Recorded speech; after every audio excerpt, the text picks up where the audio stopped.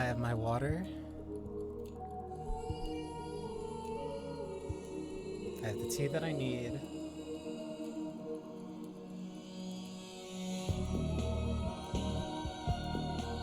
I'm so excited to finally play this.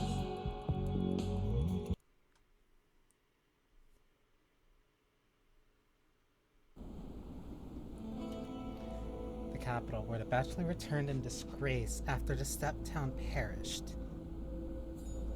So also starting from a failure.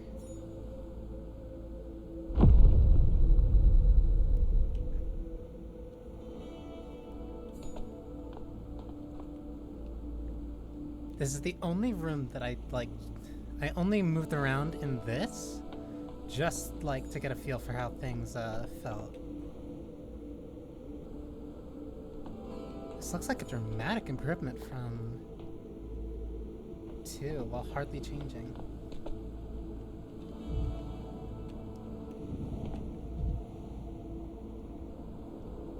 Can't remember the name nor the face. Whose reflection are you? They are human too.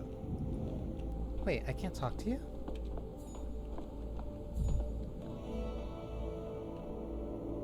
Someone died here. There's nothing here.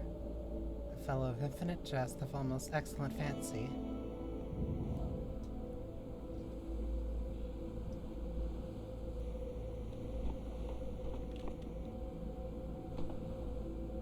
Why do they continue to normalize death? Seraphima. Why aren't you at the interrogation yet, Bachelor? You're supposed to be there already.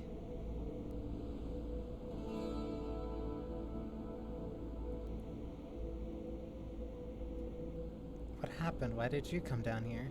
People, yes. God's skin, covered in skin. That's what they are. People. Hang on, Chief. Did they summon you because of Anatica? Will the order to shut the laboratory down be revoked, postponed? No, it's summoned because of the sand plague. They fear the epidemic might have already spread here, to the capital.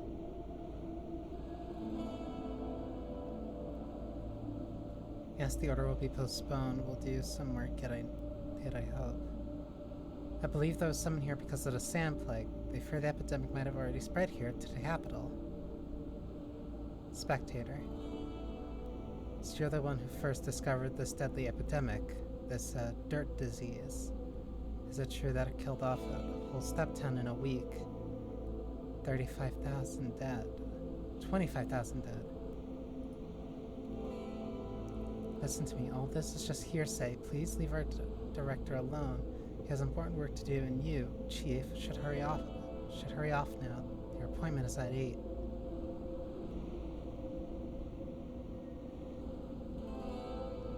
No, answer me this. Since you're the one in charge, is it true or not? You said a disease was already in the capital. I never said that. I said they believed the epidemic might already have spread here. That's what is said, and the bureaucrats are usually wrong. Asterisk. Not exactly 20,000, strictly speaking, fewer, and there were 417 survivors. A scant but non-zero amount of hope. Still, what are you staring at? What's going on out there? I never said that. I said they believed the epidemic might already have spread here. That's what I said, and the bureaucrats are usually wrong. All these have asterisks.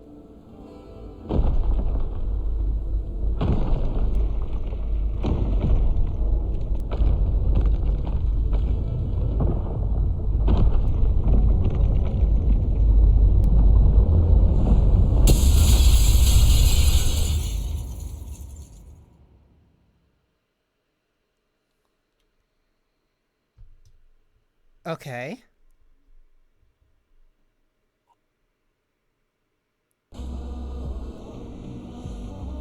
Day 8, in which Bachelor says farewell to hopes and tries to flee to doomed step town.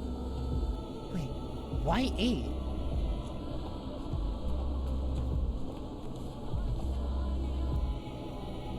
You can go no further. Quarantine.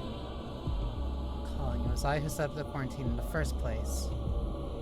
I'm so tired of finding the obstacles that I created myself. Bachelor did set up the quarantine. I didn't recognize you at the first glance. You've changed quite a bit after a week in our town. I'm Sava Kermenitz, number 72, the last of the volunteer orderly corps. Since you're here, consider this my resignation. The last volunteer, the last post, the last frontier. How quickly it all came to an end. I do not accept your resignation. There's still hope. You promise to save our town, but all you leave behind are ashes and graves. What lies ahead of you is not the step, but a fog of uncertainty. So where will you go now, oh man who lost to death? This is only day 8. What a way of talking to me, 72. Grow too fond of your mass. Abide by protocol and stop with the implications. There's a distinct smell of kerosene. Creosote. There's a railroad nearby. I'll return to the capital. They're shutting down the Attica. My lab, the academy must hear of this dreadful disease. No reason to stay here. The town is lost. I admit it. I'm not omnipotent, but I've tried. Omnipotent.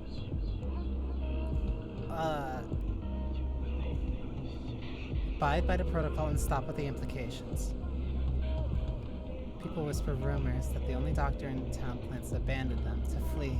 The most fortunate, the survivors, already planned their own escapes. Could they be saved?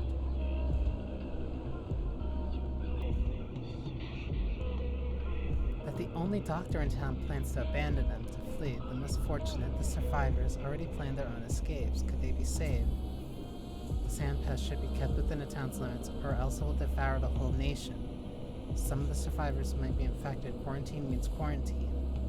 Yes, I'll take them to the capital. I need witnesses. I couldn't save them with medicine, so I will by other means.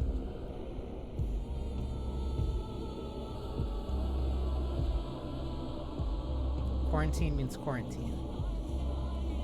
Each decision leads to regret the next day. Each step the abyss. How can one sleep after that? Vita somnium breve. You would speak in Latin. It seems I'm in a waking dream, which stretches out in the steep and the shadow that almost touches the sky. Vita somnium breve. Nightmares multiply in darkness. It's their nutrient medium, just like blood for a plague. I still have some matches on me. I'll find my way to fend off the darkness. See the bonfires? Those that are prepared on my orders to fence off the plague districts. Now they will light my path. The light of salvation burns and then fades, like hope, like someone's life on a hospital bed. Do you think you'll manage to escape? She already follows you, trying to reach you. She won't just let you leave. Who is she? The plague? Death? Could that be someone threatening my lab? You think I have nowhere to go? That the capital, everything is already lost? Not that step fairy tale nonsense about monsters again. You're a fool, Bachelor Denkowski. Con science. Of course it's con science. You cannot run from your conscience. No, that's con science. Not even on a train. You'd be lucky to even board that train alive. In what form of your No, that is conscience. In what form of your conscience assumes that is on you and your broken imagination? You implied that I imagined that horrific silhouette, the hallucinations of a guilty conscience. It's likely just neurosis. No time to wax philosophical. The fog thickens, the bonfires fade, and I still seek a train, apparently one with escapees. My conscience is clear. I did all I could for the town. One person alone cannot fight an outbreak of an unknown disease. Humility? Huh. You imply that I imagined that horrific silhouette, the hallucinations of a guilty conscience. It's likely just neurosis. Come back to where you came from, Doctor. Try to become your old self again. Just don't forget the matches. Thank you, 72, if it's really you. For your volunteer service, you did all you could. Enough with your scare tactics.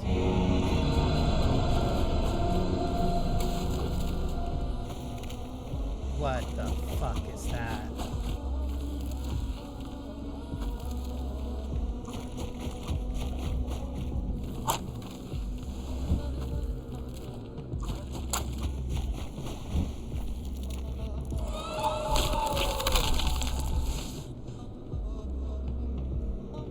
There was never anything that moved like that in 2.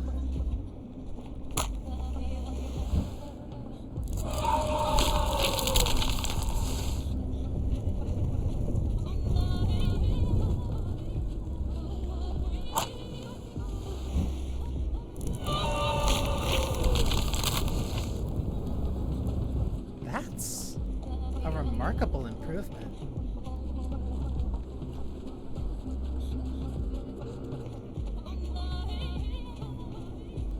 Whole game in general feels like a huge step up from 2.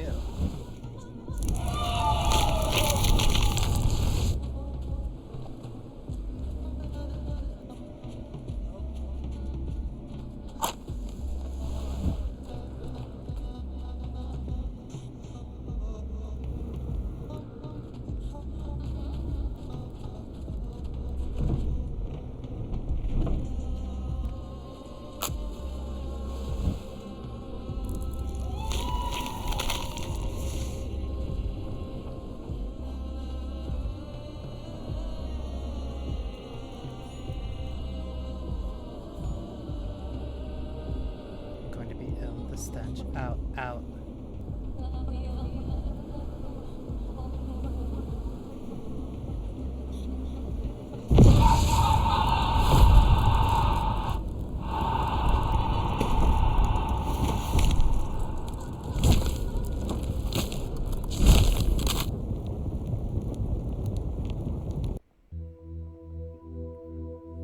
The day before, in which Abasha leaves the capital to venture to the edge of the world.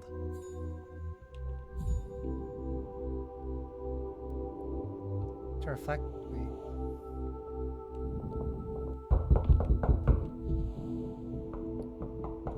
they feed on blood. Use the key Clitria here.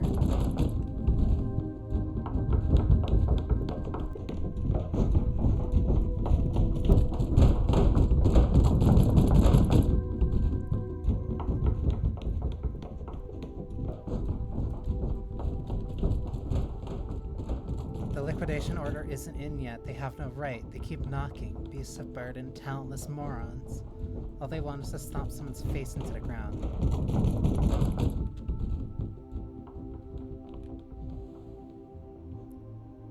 We're seeking a cure to old age and death, a pill to cure the void.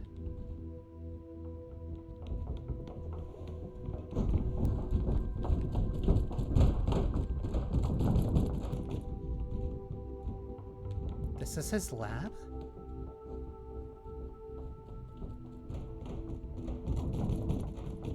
If we have the right conditions. Our current ones are only good for inventing penicillin. It's mold all the way down. Do you hear those peculiar footsteps on the stairs? Ominous footsteps. I think they're coming for us. If they catch you here, there's no telling what might happen. You could even be arrested. We're running terribly low on mice, and the mice themselves are a little feeble, lacking in enthusiasm. Shall I continue? The ruling goes on. Your Thanatica, the nation's only laboratory specializing in novel life extension techniques, comes across as a pseudoscientific wild goose chase, this so-called effective immortality project. Wild goose chase, that gadget is that gaggle of ossified dotards. There'll be an inquiry based on our results. The Academy Special Commission, which, as you know, Karlovich is on. They'll wipe the floor with you and Karlovich, and he'll just throw up his hands like he did with the immunology affair last year. He's not going out on a limb for you. Wasn't it him in July going around here saying he was disappointed? Or do I have him mixed up with someone else? It happens when you're tired. Karlovich will help me if I present clear evidence. Instead of sarcasm, why don't we try thinking? It sometimes leads to astonishing results. Oh, but there's more. Has, according to the number of scientists including Voronin, Zegler, and Vilanovich, achieved significant breakthroughs, we can skip this part. There. In view of the Academic Council deeming it to lack any prospect whatsoever, the only rational course of action would be to suspend the research, transfer the laboratory to the Pure View of the Chemistry Institute, and dismiss its staff. I can recite it from memory by now. Perhaps you can retell it in verse, Platon? It would calm you down and put things in broader perspective. I won't let them. It's my life's work. I don't know to what extent you two might say the same. I'd sooner lose a wife, an arm, and an eye than Thanatica. And why does it have to be now? We just got a cellular level reaction. You don't have a wife. Given the way you live, you never will.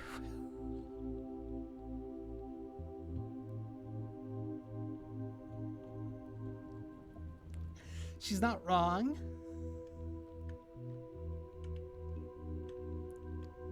I'm married to my work. Our relationship is loving, mutual, fulfilling, and unclouded by rivalry. Fine, no wife, so make it both eyes and both arms. After all, I've got you and Platon. I'll do whatever. I'm married to my work. Our relationship is loving and mutual, fulfilling, and unclouded by rivalry. Actually, there is still hope, Bachelor. If we present them that immortal man from the central step, what was his name? Shine Ivan? Simon? Kane Simon? Simon Kane. He's not immortal, but his longevity is quite unique. If his letter is to be believed, just shy of a century and a half, and he's in great health. Talking him into volunteering for study will be a task in of itself. He's an influential man, not some cowherd. For all we know, he could be a governor or a magistrate in that town. Kane. Simon Kane. No time, colleagues, no time. They're already climbing the stairs. Dankovsky, you need to run. There'll be no commission while you're gone. We can stall the proceedings. Go and fetch us an immortal right away. We'll tell them you're away on a trip. For once, the red tape will play into our hands. We'll stall. Reports, audits, you name it. An appeal if all else fails. But if they find you, they'll convene and force us to testify and won't be able to wriggle out of it. I agree. If you leave before you're headed to the ruling, it's their fault for missing you. But if you wait until afterwards, that's obstruction. They won't miss a chance to hold it against you. They'll use whatever pretext they can. They will anyway. Please, they're academics, not Okaran agents. I see, dear colleagues, that you're still laboring under the illusion that it's going to be purely academic commission. For God's sakes, Clayton, shall we toss them out the window? That's it, they're here. Hear those voices? They must be deciding whose head is hard enough to batter down the door with. Get out. The eastbound train departs at 4:15. You can make it right on time. Fine, I'll go. Oh, wait, one last thing. Have a look at this while you're on the way. You've been promising for 3 months already, but you've never found the time. It's a tool for studying tuberculosis, the air humidity thing, remember? Kaufman, Grosky, and Stein. Right. Those postgraduates with their heads in the clouds. It's long past the time we got rid of them. It isn't. They've spent 6 months putting this together. It really does respond to humidity, temperature, and air composition. You've tested it on dust. We have more pressing issues right now. Case in point, when is report S104 coming in? You know, the cytological... Is he trying to be funny or what? Get out, Chief. Use the back door and don't come back without your immortal. I'll be back in a week. Ad conscoto ad in scuto.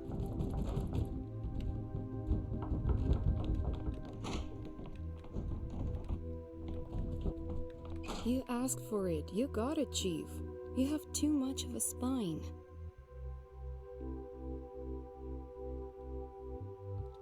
You asked for it, you got it. You got too much of a spine.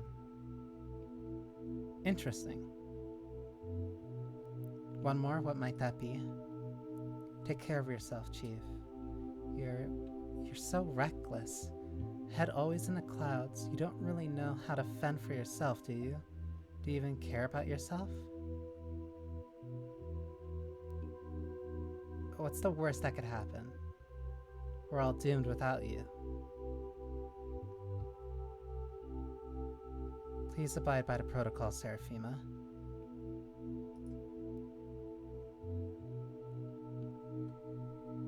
Three different publishers, one complete vision. I would not be surprised if the fourth one, which there has to be a fourth one now, gets a different publisher. Enough of this. Are you armed? I don't kill, I prolong life. You might have forgotten, but this is what our calling is. I'm armed with a fast intellect and quick wit. As long as I can open my mouth, they won't know what hit them. Daniel, are you armed? Seraphima, do you really believe the steppe is such wild country? Please, just take it with you. It'll come in handy. Best I can do is point it at someone and pretend it's loaded. Might not work on the bears though. Well, at least point it then. You can be very persuasive sometimes, Chief. Yes, you should know. Daniel starts with a revolver?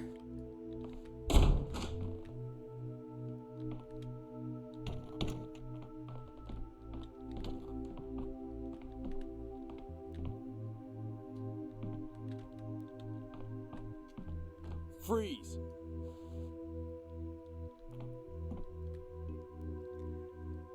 I can just hold the gun to intimidate.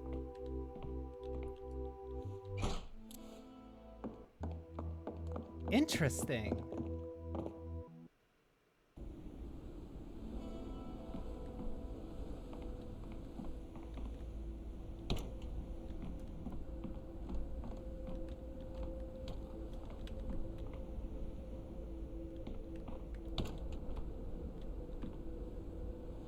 That is all Russian that I can't read.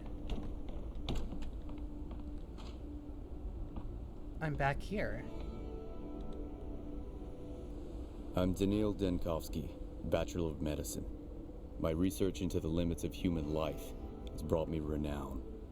I've devoted all my energy and remarkable intellect to combating the greatest fear that binds humanity, the inevitability of imminent death. Seeking proof of my theories, I traveled to a small, steep town to examine a person of phenomenal longevity, Simon Kane. But I walked into a trap. The moment I arrived there, an unknown disease struck the town. It devoured the town like a wildfire. Its contagion and lethality surpassed anything humanity had ever faced. And I became the only doctor standing in the way of this unprecedented pestilence.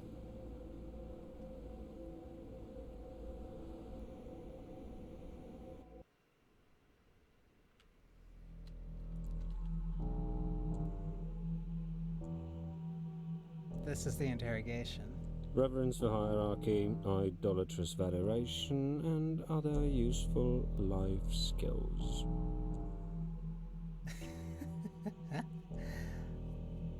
Let's go back to your testimony, Bachelor Denkovsky.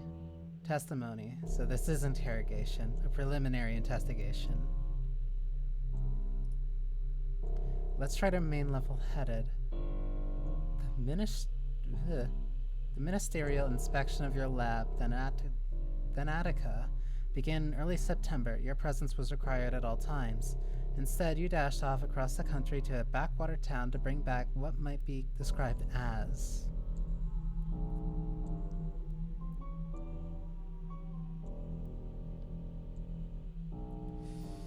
a person with unique longevity, or at least the result of his medical evaluation. Clear evidence that Atticus' work had potential. I did not flee. Yes, the town had an outbreak of some fever the scientific community had no knowledge of. As luck would have it, you were the only medical professional at the site of the event. You were forced to remain there, since leaving was impossible. You led the effort to combat the epidemic and evidently took on some field research as well. Accurate so far. I still don't see what exactly you're trying to find out. Well, not inaccurate, the devil's in the details. You seem to be setting up some trap. You did not succeed, a complete failure. It goes without saying that one would be foolish to fault a medical specialist in a situation like yours. The remoteness, the lack of communication, the hostile environment, terrible conditions for scientific work. What doctor could have possibly succeeded in those? No one blames you. On the contrary, many stopped just short of saying I deliberately brought the infection to the capital. Perhaps I should have walled myself in with a lab report pinned to my corpse. Precisely. No equipment, incompetent aides, zero authority. Given I'm not an epidemiologist, I did the best I could. I'd say, on the contrary, many stopped just short of saying I deliberately brought the infection to the capital.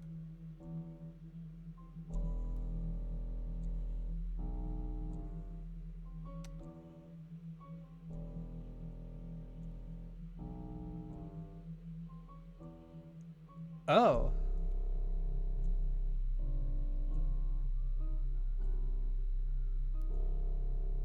I said I don't blame you, didn't I, Bachelor?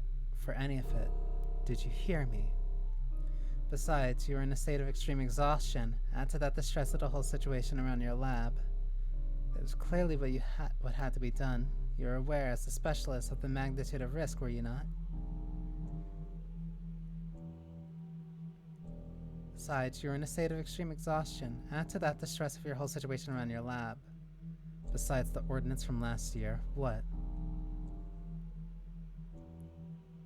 That's better. Tell me, if you'd be so kind, what causes your suspicious unease? I wouldn't assume a guilty conscience. I suppose we can't rule out a setup. Too many coincidences. That letter about Simon lures me to the town. No one shows me Simon. The whole place locks down, trapping me. And while I'm left to die, the Nautica is destroyed just before a scientific breakthrough. My final hours are spent studying the sandpass. Crafty, I must admit.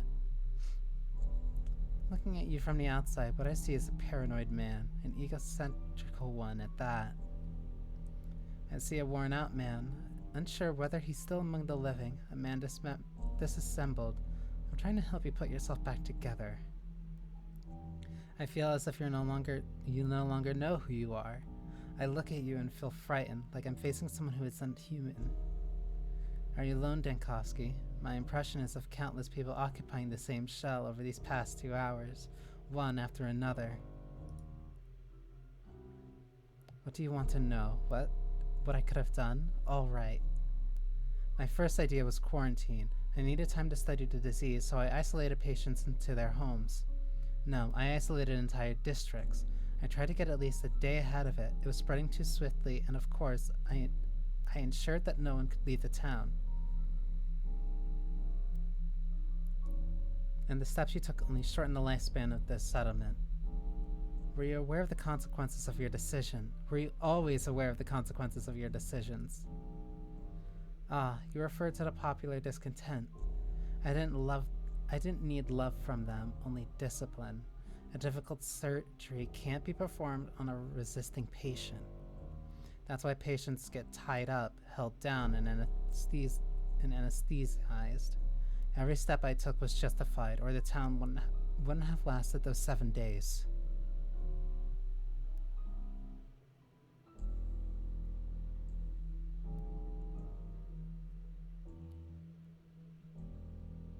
7.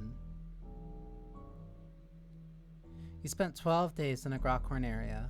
I have on file on my desk here. You familiarized yourself with it, correct? You think so? Let's take a look at the timeline of your decisions. What I'm seeing is mistake after mistake. You're too intelligent to not suspect malicious intent here, or sabotage. You're too intelligent to not suspect malicious intent here. Map of thoughts, conclusions, doubts. Mind map's back! These are all over the place. Important events happen every day. Select a day to recall what transpired. Why is day 1 connected to day 7?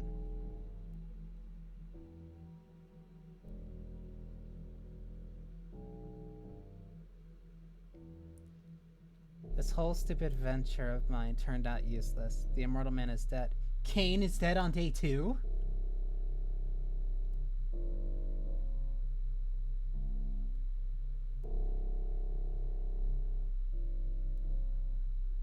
I've never seen such a disease before. The middle of nowhere, the town is doomed. They don't even have a hospital. As if Simon Cain never existed. The powers that be lured me into this town. They knew what was approaching. They're using me. Everyone who could know anything about Simon Cain's death, or even if he existed at all, is dead. What do you mean?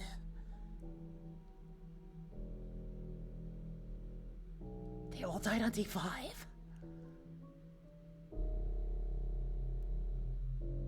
The Inquisitor's arrival hasn't saved the town.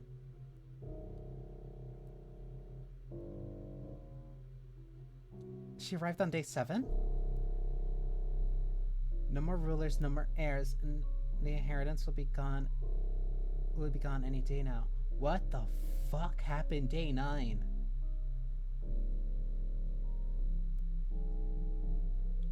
The army is bringing in the cannons. The powers that be have already signed a death warrant. Is it your warrant, Dankowski, or is it the whole town?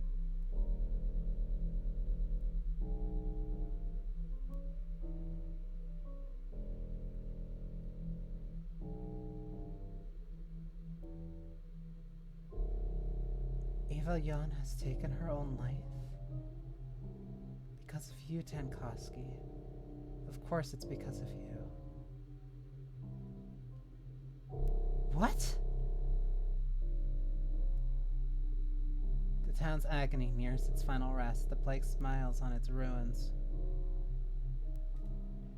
This is a catastrophic failure.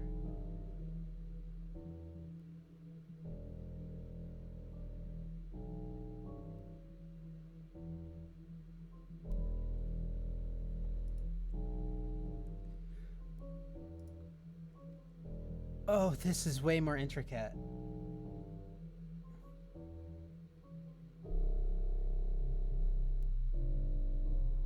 The Polyhedron, an incredible tower is overlooking Bridge Square, is closed. The entrance is boarded off, and it has no bearing on my task anyway. You have complete disregard for the Polyhedron. Okay. Settled into Stillwater. A local lady was nice enough to let me stay with her, Eva Yon. Courage, Dankowski. This Simon Cain is your only chance to save Thanatica. No, Simon Cain. I can't meet with the supposedly immortal man. You went to the end of the world chasing nasty rumors, Dankowski. People have lost their minds. It's madness out here. Stabbing, tearing clothing off corpses. They say someone important has died. This is worse than, like...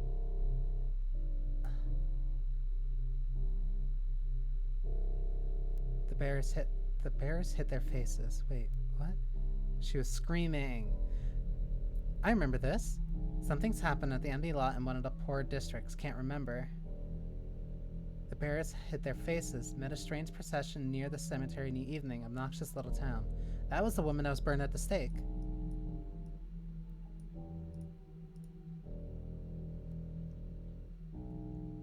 Do immortals die? Only if you come to visit them, Dankovsky.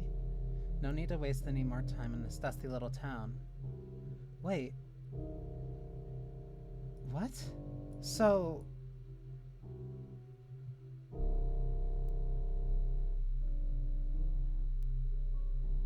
You come to the town, but there's just no Simon Kane?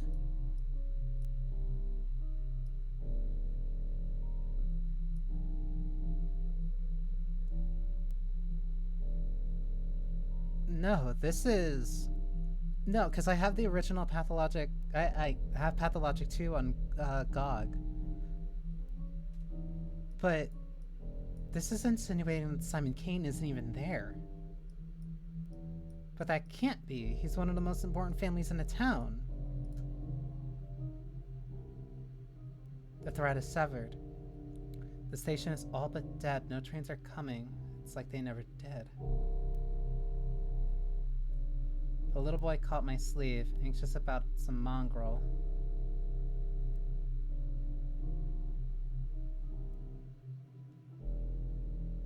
Is no concern of the bachelor. He should go to the local sawbones. I swore off dealing with animals while I was still doing my residency.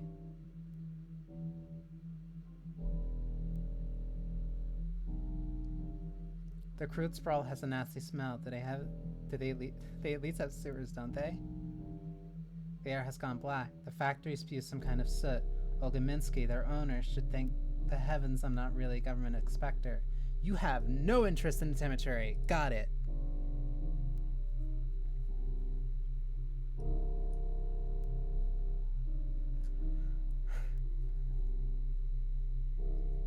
It's not hard to be traumatized by some of the things that happen during some of these days, but this is just...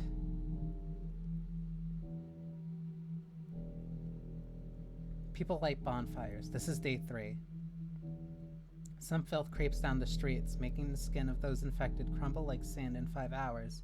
Never seen anything like it.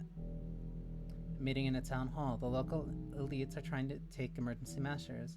They don't even have hospitals in this even have a hospital in this backwater. Ridiculous. A prophet of the Kane family. The Kane last spewed some nonsense about visions in the town's approaching death. Didn't listen. You didn't listen to her. Wait, but this didn't even say anything about you taking charge. The sandpass is unique. No one has ever dealt with a disease like this. Can it be that Simon Kane has never existed? Could he have been invented to lure Bachelor Dankovsky to this backwater? And I know why. I'm no puppet. They think I'll have the cure to the infection if I'm stuck in here with it? I never swore the Hippocratic oath to the violators of free will.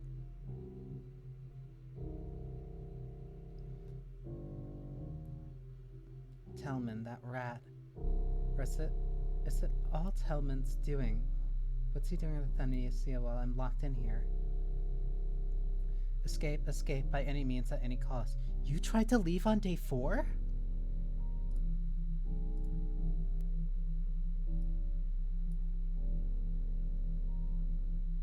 Death is one step ahead again. Maria Kane promised one of her friends would tell me about the town's fate, but all I found were some drunks mourning a corpse. You just fucking...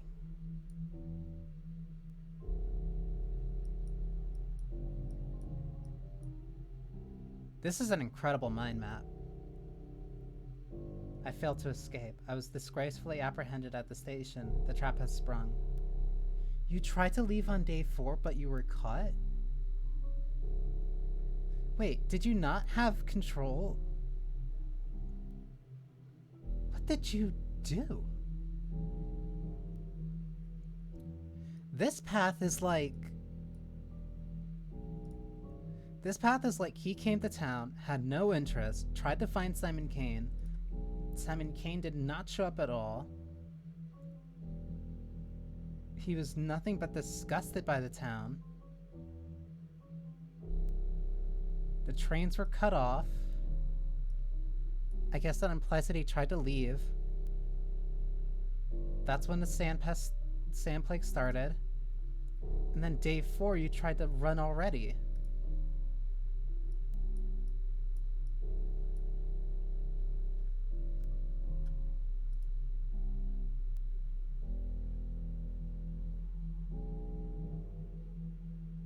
Olgaminski's daughter told me the man who saw Simon Kane last hides in the warehouses. All I can do is go look for clues.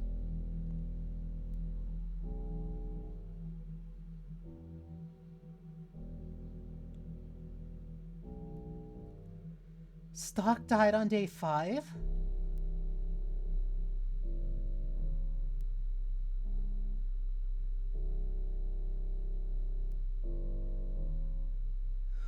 What happened?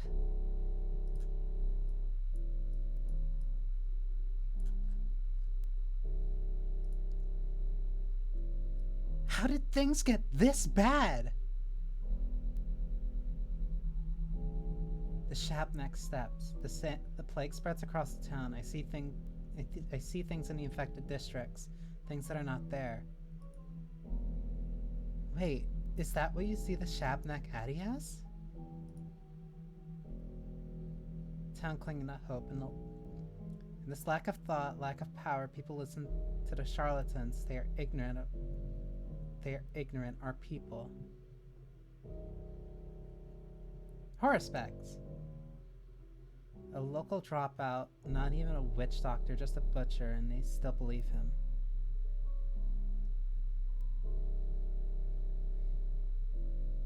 But the beatific girl who claims she's a saint is even worse.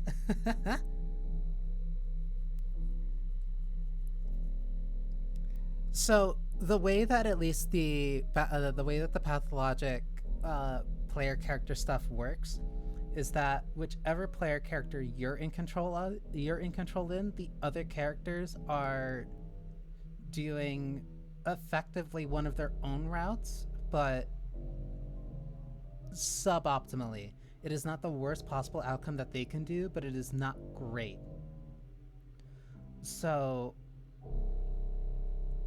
like going off of like the base memory of the stuff that I did in Pathologic 2, like day one,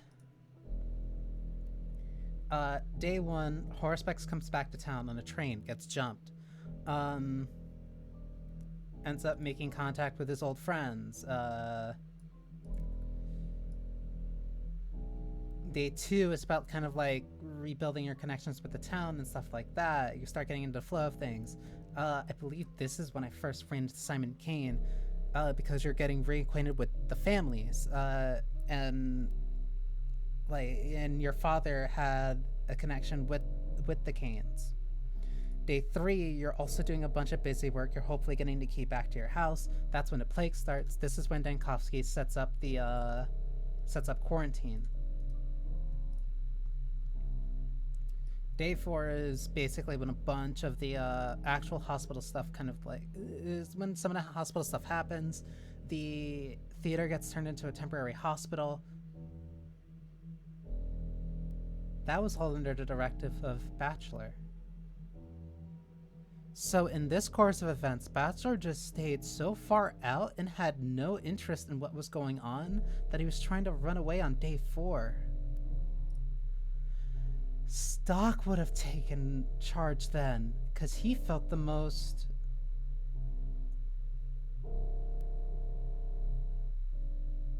I'm starting to understand what this might have been.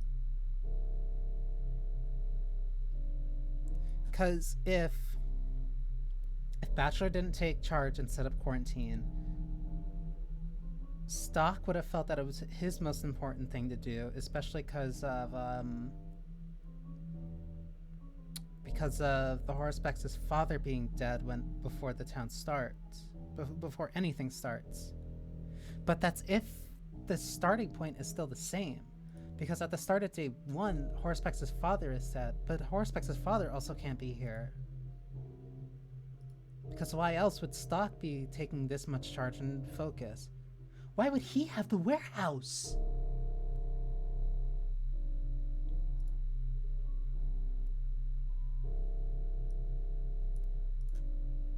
There's so much.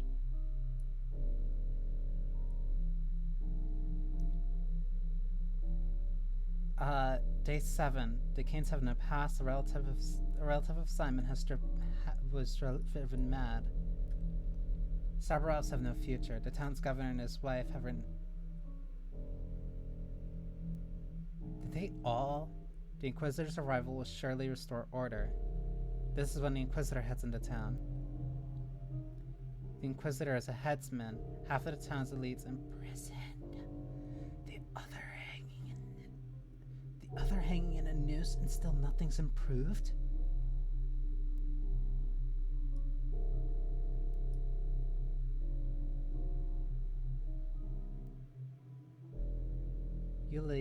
Yulia, a logistics worker, keeps saying she could have prevented it.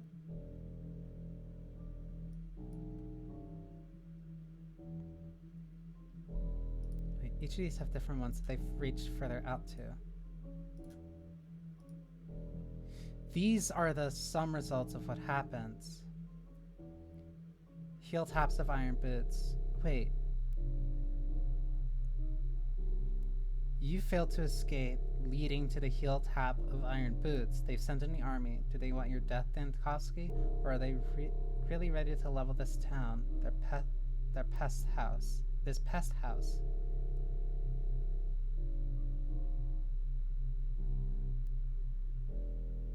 Wait. The prophet of the Kane family. Kane last spewed some nonsense about visions and the town's approaching death. Didn't listen. This leads to Death is one step ahead again. Maria Kane promised one of her friends would tell her about town's fate, but all I found were some drunks mourning a corpse. These are cause and effects.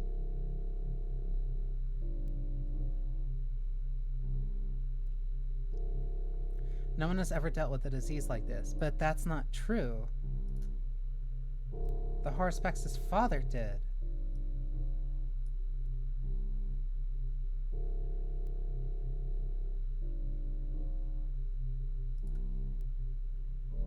But you didn't pay attention to that at all, would you?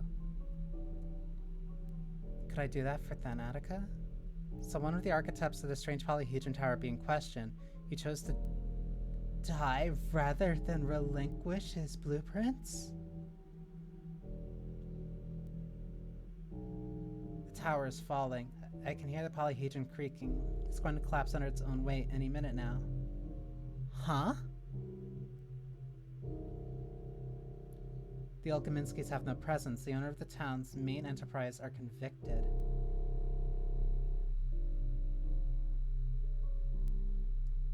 For day 9, all 3 ruling families are torn apart, broken, plowed over. The time has cast them aside. Why did I try? Governor Sabarov's wife died at the hands of a lousy doctor. Your hands, Dankovsky.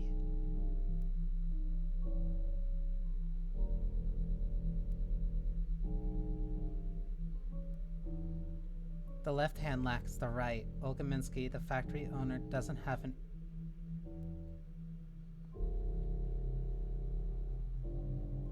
His son died? What?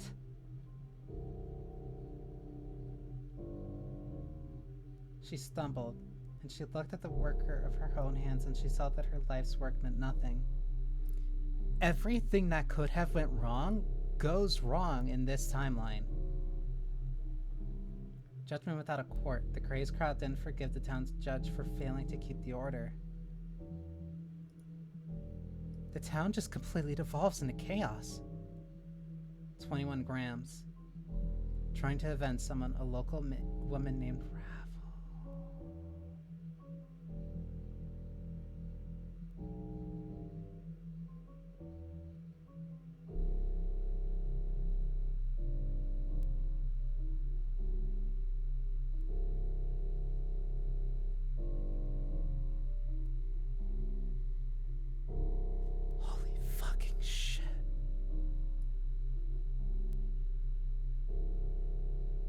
Crowds and anarchy rule the town.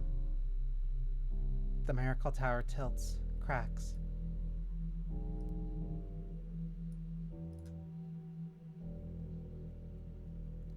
Crack of gunfire. Drunken army goons shoot whichever way they please. The plague, triumphant. The sand pest has devoured the whole town. That's on day 11.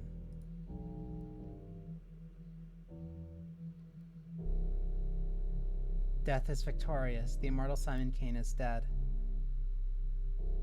Death is victorious. The town is dead. Death is victorious. Bachelor Dankovsky is dead. If we equal a man to the work of his life... Spiritual death. Wow. Okay. It's not the content of an answer that matters, but reaction time. Please respond quickly. Well, why are you looking at me like that? As if you're seeing this for the first time. As if this is the first time. It's not I've rummaged through your papers. It's not like I've rummaged through your papers. Not the first time you showed me 2 hours ago at the start of our conversation. Sorry, but words here is utter nonsense. This doesn't happen at all. Facts left from their context, twisted into new ones. You know that? No, not the first time. You showed me 2 hours ago at the start of our conversation. Alright, let's look at the 5th day. Remember when you seemingly admitted the vaccine was possible? You had volunteers brought to you and inoculated them with sand pest. Are you still with me, Dankovsky? Look me in the eye. Are you here? I am here, but I am not certainly not with you. Whose testimony do you even have basis? Whose testimony do you even base this on? Who slanders my name? No, incorrect from the start. Do you intend to provoke me with a preposterous document? What is your goal, Inspector? Calm your nerves. The very reason you're sitting here is so that we may find the truth, isn't it? Doesn't matter. You've said enough in 2 hours to not only be fired from your department, but also tried as a criminal. Calm your nerves. I won't be intimidated. I'm a doctor, a scientist. Do you hear me? I've come back from a hell that phantoms of nightmares could never betray, and I work there as a doctor. Do you understand? A doctor, not an exterminator or inquisitor, not a police inspector or army commander. I am a medical professional. The number of people you've personally killed already puts you ahead of many in the army and police.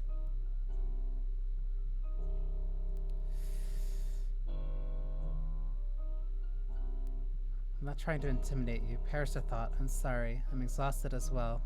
You must have misunderstood me. The number of people you've personally killed already puts you ahead of many in the army and police. Enough with that tone. Don't you grow tired of it yourself? Put this on record. That backwater didn't have a hospital, understand? It did not have a hospital.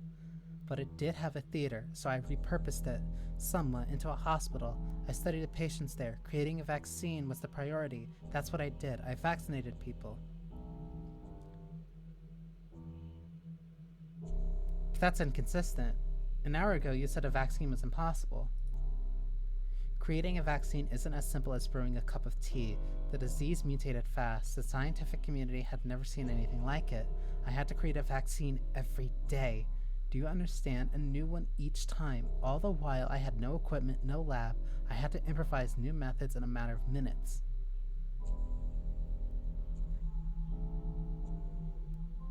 Because you weren't looking for a panacea. A theater. Let's talk more about the 5th day after you arrived. Records from the 5th day state that out of 708 patients vaccinated, 412 died.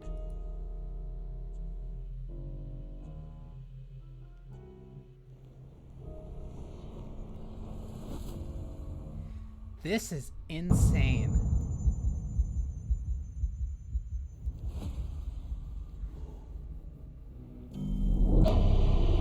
In which the Baxter winds up and people has to rewind. Lines up the people and has to rewind.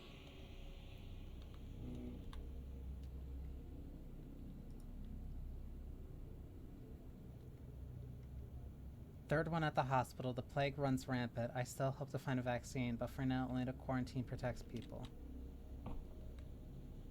Tragedy in. Seguiner, you're here. Upon the stage once more, the man who made a hospital out of. The theater will have eyes on him aplenty. Do you know what the orderlies behind your back are whispering? Still can't believe that this miserable little town didn't have a hospital until I showed up. I don't care about gossip, so long as it doesn't distract the orderlies from their duties. No, what are they saying?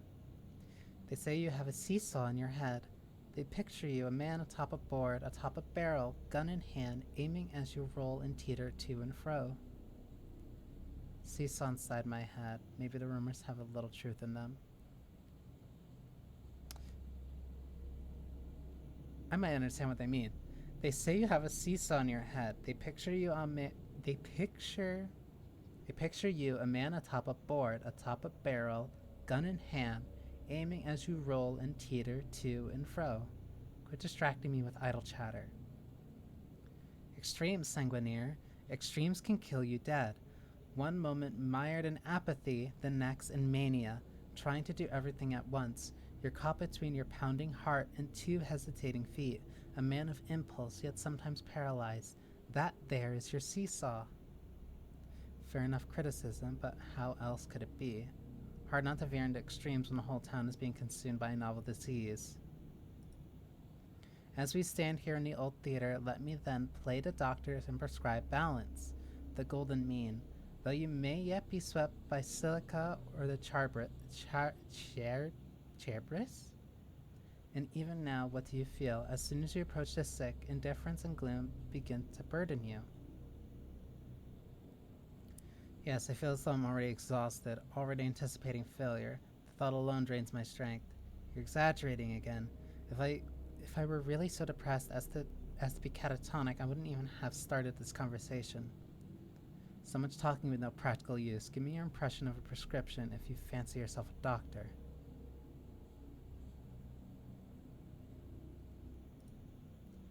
The strongest treatment is right here, the same we use to numb the hopeless sick.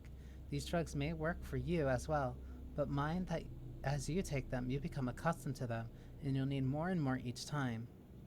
Building up a resistance. Time is still passing slowly. I'm perfectly aware of that. Isn't that an extreme measure? I didn't expect to be choosing between using medication on myself or a patient. But there are other ways as well. A drink and a smoke, perhaps. Things you may not expect can stabilize you.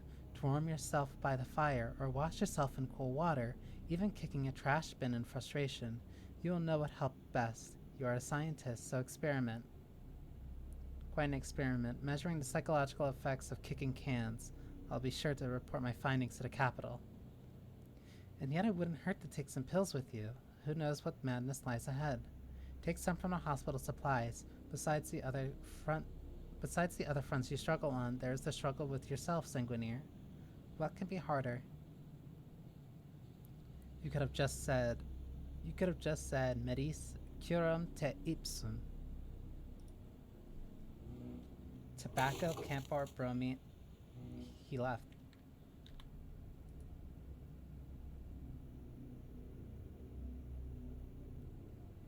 This is insane. Mind state / health. Outer scale represents your mind state. Increasing mania is indicated by the scale going clockwise. Increasing apathy counterclockwise. Avoid both extremes as they will hinder your health and abilities. Use consumables in your inventory to combat that. Inner scale represents your health.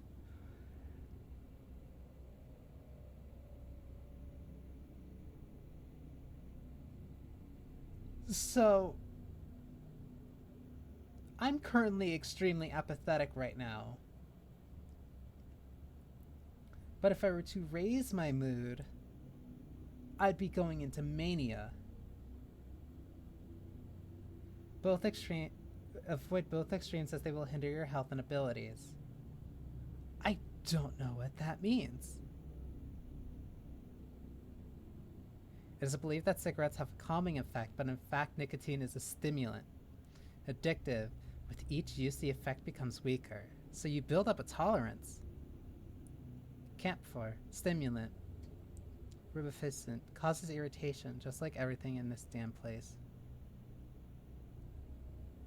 bromide increases inhibition in the cerebral cortex. In other words, dulls the brain. Sometimes it's exactly what is needed. A poison, which is the same as medicine. Invigorating in small doses. Addictive.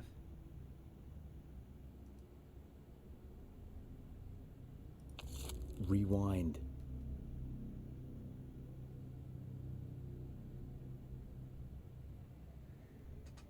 That's chewing tobacco then. Okay.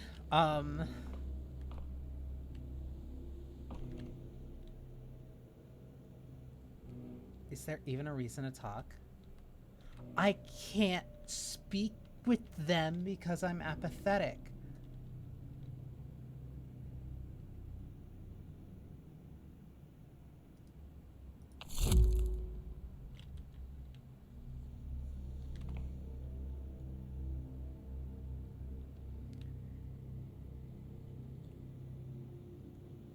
If you're too apathetic, you can't speak to people?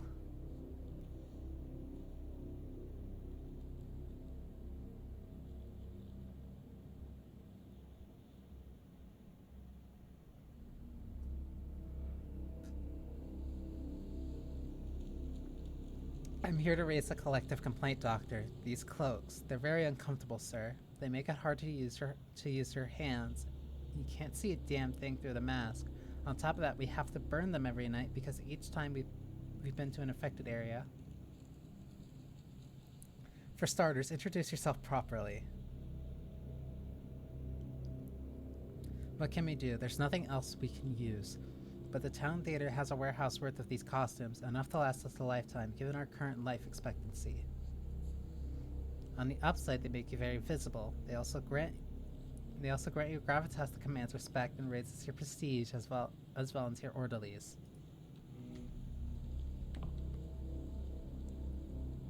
Sava Kerminitz, number 72. I'm an orderly on quarantine duty. What are your instructions?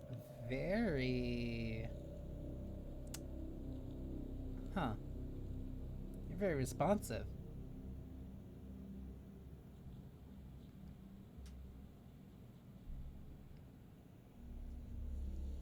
You have a family, right, Sava? Here are my orders. Take off that ridiculous costume, take your family, and hide somewhere in a step with them. That is a very drastic turn of events. What were you doing yesterday? We cleared out this place like you ordered. Remember the size of the crowd that showed up yesterday? You said a hospital's for doctors, not the sick. What are you on about? I never said that. No, this won't do. Allow me to correct you. I said we needed space to work. I said the sick ward was going to be at the station now. Wait, what? And this place would be a research facility. That was what I said. Correct. The school bell is for the teachers, not the students. Parliament is no place for debate. Medical science is not for the people.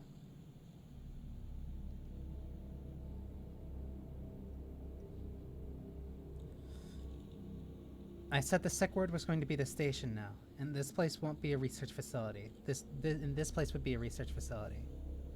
Basically, those who have the sand pest are beyond help. They're supposed to go to the general sick ward and at the station to die. You had us give them morphine, laudanum, lead, and whatever else eases their pain, and the patients you wanted us to bring here were the rare ones who hadn't died within 5 hours, and could even still walk. That is correct, the ones we're going to work with. I'm afraid this is how history will record my orders, even though I meant something else entirely. Right, listen up. From now on, kindly record everything I say verbatim, to the letter. Is that clear? I'll be checking.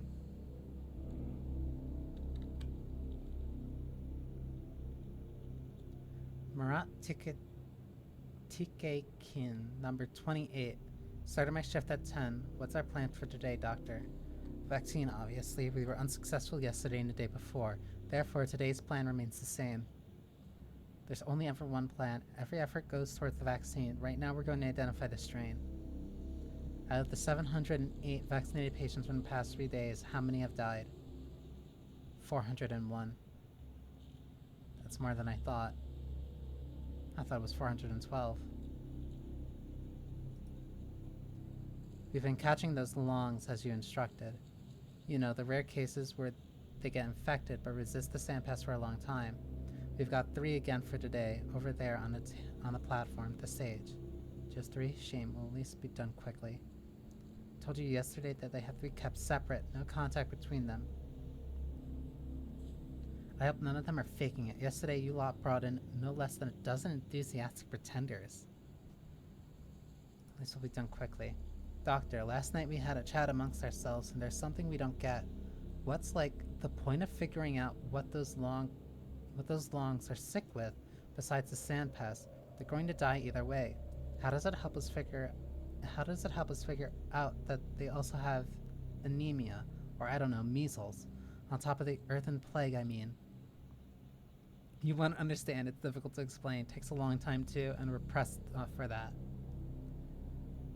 To make this as simple as possible, the body wages wars. Whenever there's a disease, it sends the soldiers into battle. Sometimes those soldiers help fight other diseases along the way, including undiagnosed ones. It might seem like the more diseases a person has, the sooner their strength is drained, but that isn't the case. On the contrary, one disease can sometimes suppress another one. We make each day's vaccines from those who are fighting off the current strain of the sandpass, the strain of the day. Do you understand? You're dismissed for now. That doesn't make sense. Whenever there's disease, it sends soldiers into battle. Sometimes those soldiers help fight other diseases along the way, including undiagnosed ones.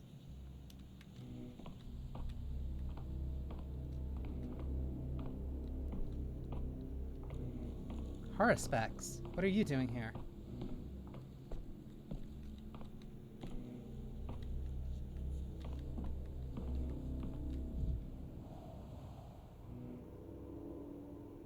They are terminally ill and I'm terminally exhausted, but studying their intercurrent diseases may lead to a vaccine for the plague. Horospecs, what are you doing here? Artemi Barak, son of a local medicine man, medical school dropout, but his hands are gentle. Words too break bones. Looks broken, Erdem. Ah, the miniscope's broke. What did you want with it, Barak? It's not broken, you just don't know how to use it. Please keep your bear paws off that precision instrument. Made any major advancements on that vaccine of yours, Onion? Onion? No. Oinon. They say precision instruments help with that kind of thing. Alright, touche, you were sure quick with your snappy retorts. Let's not rehash the whole whose medicine works argument all over again. Or have you managed to create a serum from your herbal infusion yet, eh, colleague? Major enough, as a matter of fact. I believe today's work will be decisive. Have you managed to create a serum from your herbal infusions yet, eh, colleague? I haven't yet, but I figured out how to use them to boost people's immune response. Okay. That is real progress for his story, then. You should also try making some to boost people's moods. I'm severely depressed. Congratulations, I mean it. I've done the autopsies for you already. Number 1 and 3 had the gunk in their lungs. Number 2 had it in their bronchia. Are you saying it's preliminary now? Pulmonary now. I'm not saying it's anything. I do the cutting, you do the thinking, right? I have my own storyline where I'm going to do what I deem right, and you'll have you'll have only a small part to play. Very direct. What a bombastic way to put it, but I'll remember that, and drop by your storyline sometime, though I doubt it will be useful. For your storyline, as you call it, you could spend your sparse time working here. Though honestly, I advise you to save those hours for sleep. It's not like my part has been very significant so far either. For your storyline, as you call it, you could spend your sparse time working here. Though honestly, I advise you to save those hours for sleep.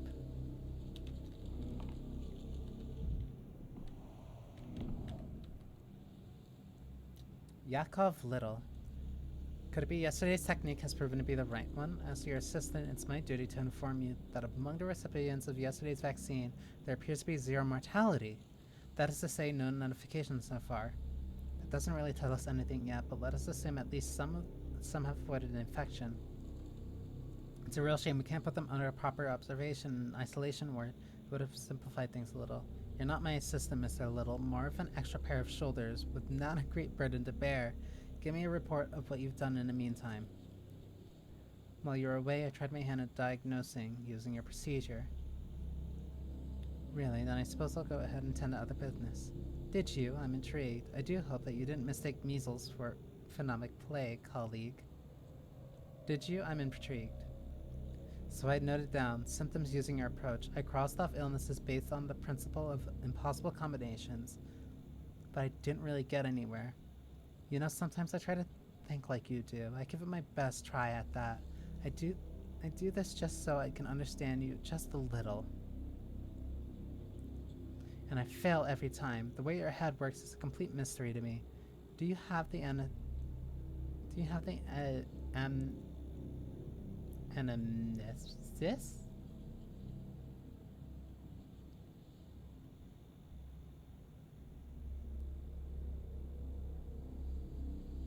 What does that word mean?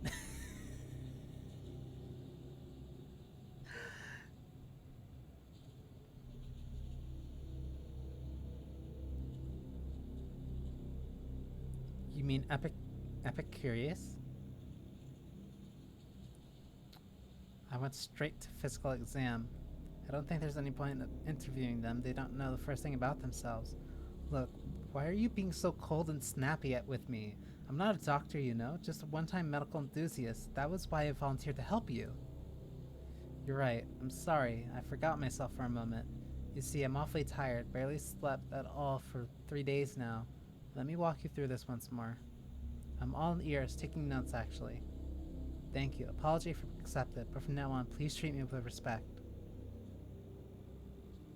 I'll say it again. Getting the patient's medical history, or anamnesis,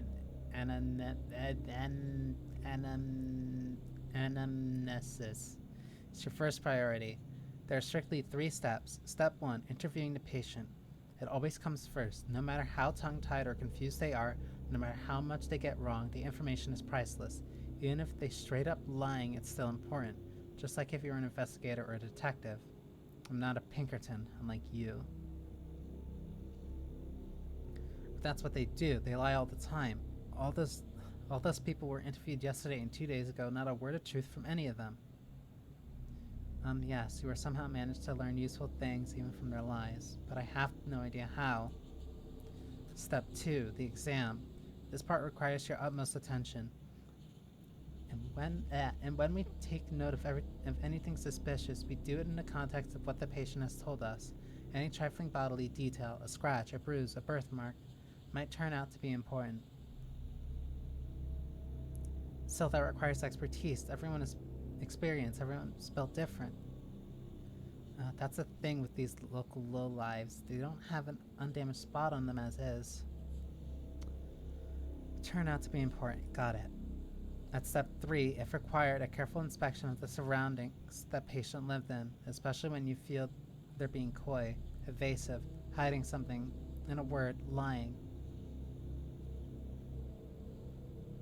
Reticence is never without a reason.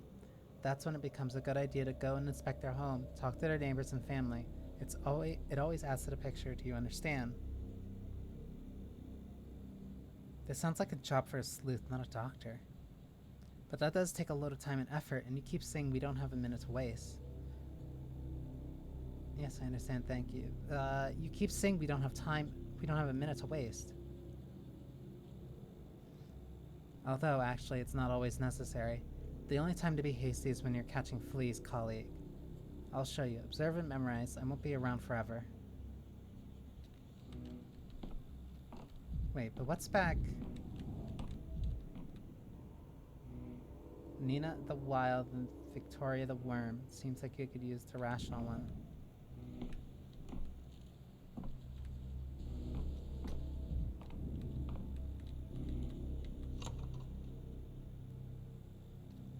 A button, a butterfly in a box, a bullet. Okay, so green indicates everything that could be looted.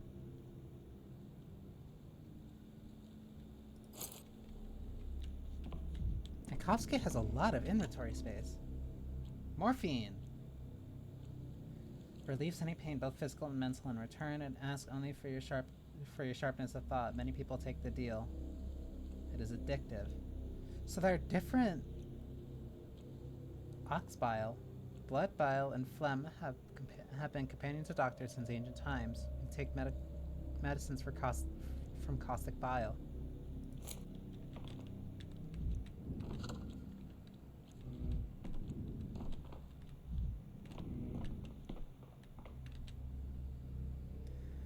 Okay, so this is the introduction to the process. I'm healthy, just so you know. I don't have anything.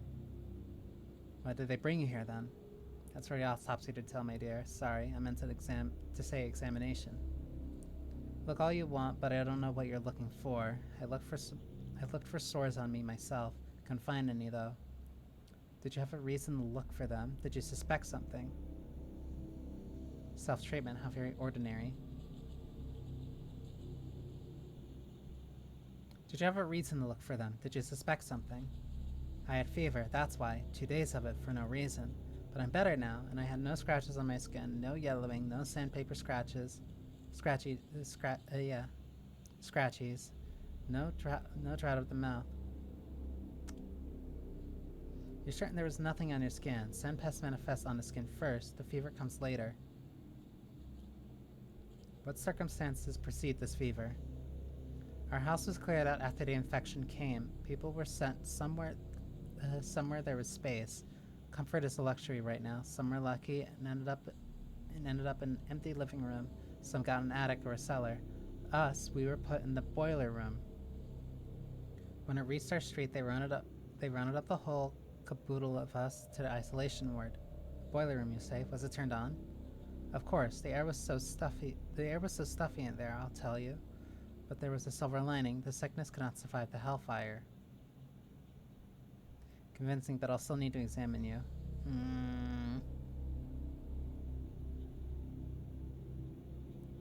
Your sudden fever is easily explained. It is explained, but I'm still gonna have to examine.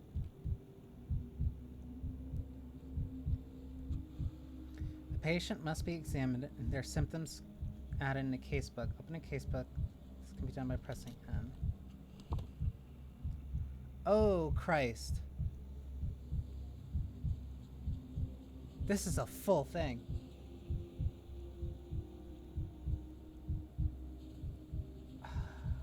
Okay. First, select the patient's suspected symptoms, then choose the appropriate diagnosis. Some symptoms may be incorrect.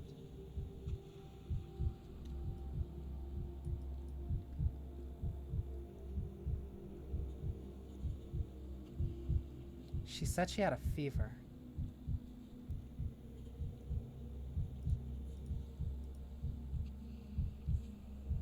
Harmful habits, smoker, clinical picture, fever. Very pale skin, rarely leaves home, not much time in the sun.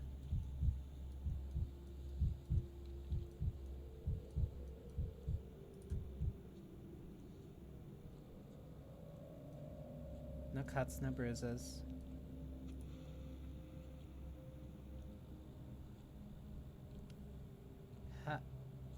Hemathoma? Maybe she bumped into something. Maybe it's a symptom. I should ask where these bruises came from. She has bruises on the arm.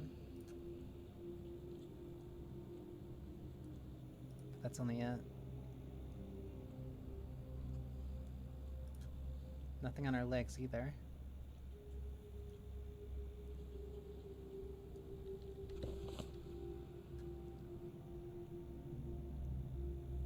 Bleeding ulcers, skin redness.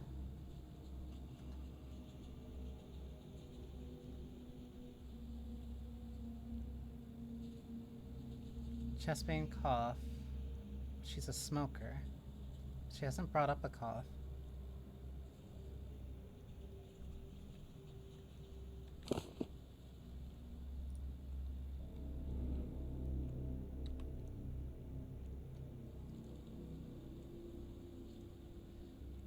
Examination with no question asked only happened at the morgue. Say so, you're the doctor. Let's examine and show you how to proceed during. Let me call my assistant in. I'll use your example to show how to proceed during an appointment. I'm here and ready to heed. So, Mr. Little, we have a patient here. She's claiming to be in good health despite having had a fever a few days ago. Do we take her word for it?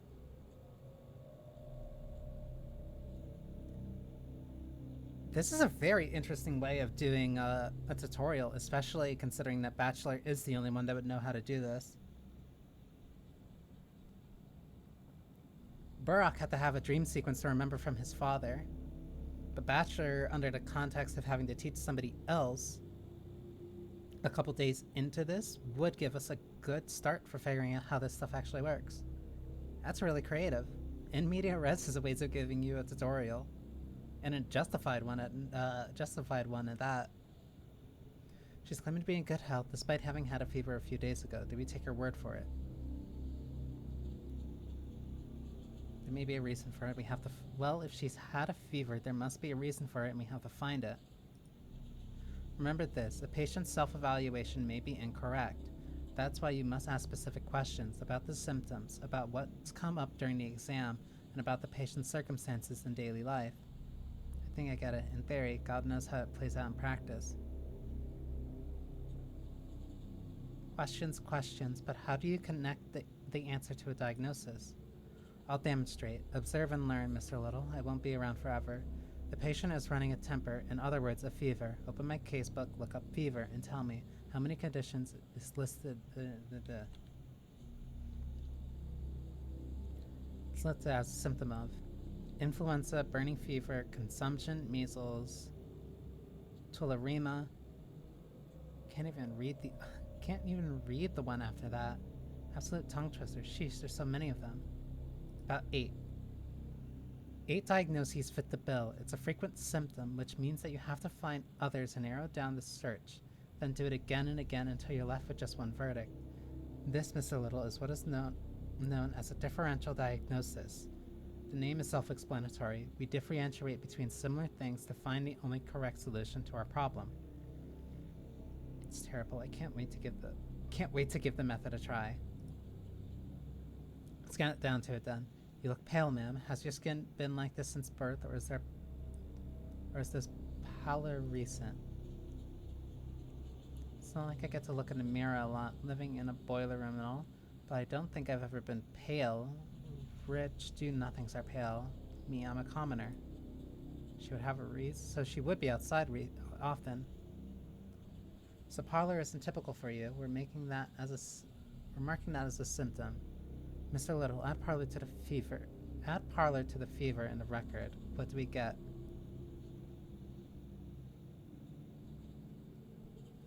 Mere 2 conditions, down from 8. It's like magic. A single symptom, parlor, eliminated 6 out of our 8 candidates. We're left with a choice of just 2. Where did this hematomia come from, my good lady? I mean the bruise over here, next to your wrist. Did you bump into something, or is there someone else? Is there someone else who batters you? Don't worry, there's nothing to be embarrassed of when seeing a doctor. Sure, there's nothing to be embarrassed of if we're asking you if you're in an abusive relationship. I'm not embarrassed. A bruise? Well, that's news to me. I've never seen it before, and I can't remember anything like what you're talking about. I certainly wasn't beaten up. I must have bumped into something myself and forgotten all about it with all the fuss. The boiler room is dark and cramped, and that's probably where the bruise came from. Ms. Kontowski, I'm seeing this hematoma, this fancy bruise on your list. But if the patient got it from bumping into something, it's not the kind of bruise we're looking for.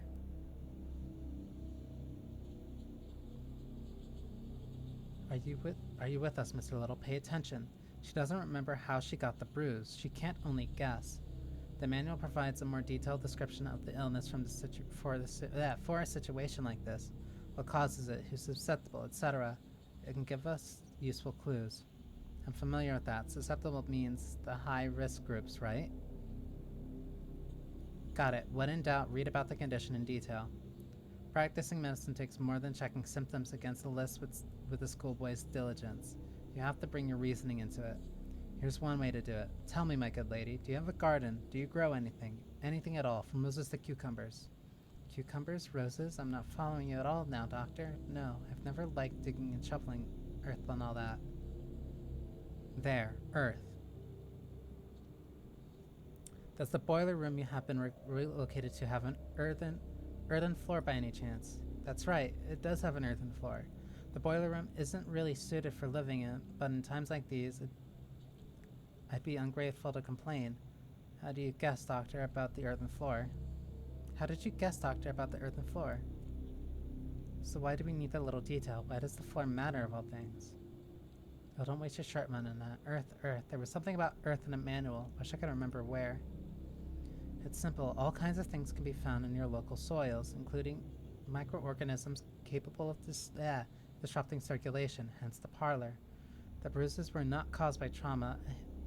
A hematoma appears when blood vessel walls are damaged, either by an external force or, as in this case, an illness, and the infection can be contracted from contact with earth.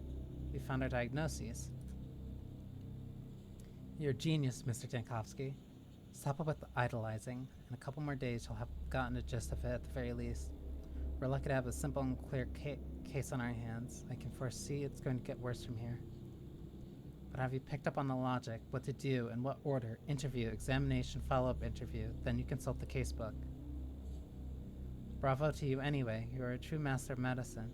So the patient has the sand passed alongside. What's the other diagnosis? I'm going to fill in the patient's record now, and then you can read my verdict. What about me, Doctor? Where am I to go now? What happens next? Thank you for the opportunity to do very educational physical exam. You can't teach medicine without actual patients. You will remain here under observation, and your body will be used for the vaccine. There's hope that everybody can benefit from this. Select all relevant symptoms and choose the diagnosis.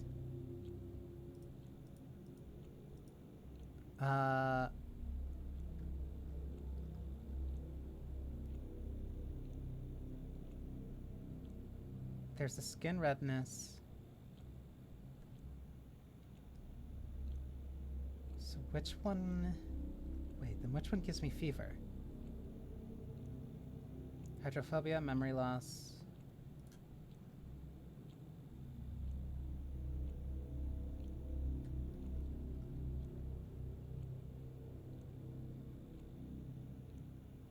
Dystrophy, skin disease, itchy skin.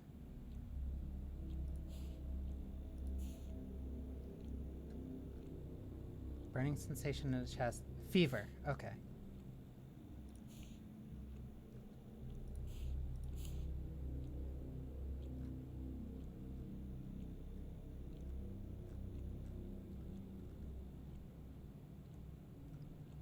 Then one that also had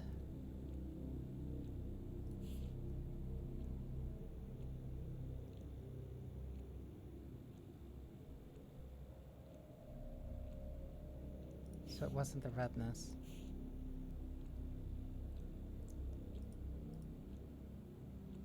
It was pale skin.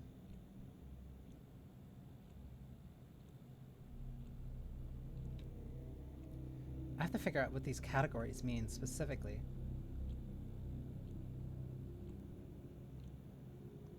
Itchy skin, rash.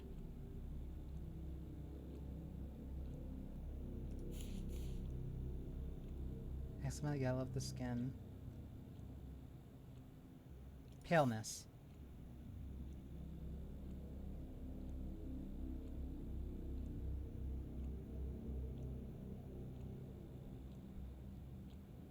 Anemic philoscopathy? An infectious disease caused by microorganisms from steppe soil entering the bloodstream. Causes of airborne transmission are also reported but require confirmation. The infection leads to anemia, which can manifest as patient pallor, muscle weakness, and weight loss. Occasionally, patients may experience localized bleeding and hemathemias. Acute cases display burst capillaries on the eyes and a high fever. Risk group: Peasant plowmen, grave diggers, and other various people working with the soil.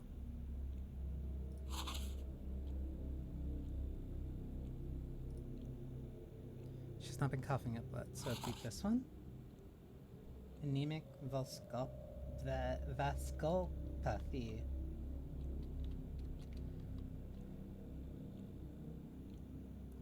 Fever, paleness, hematos.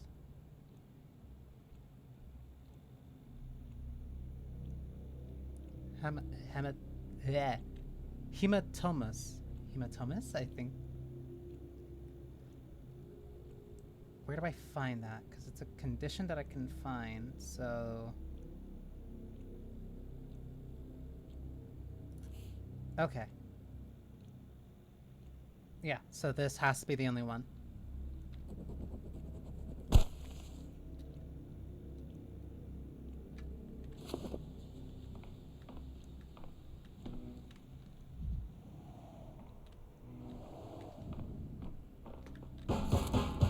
I'd rather not hear at all.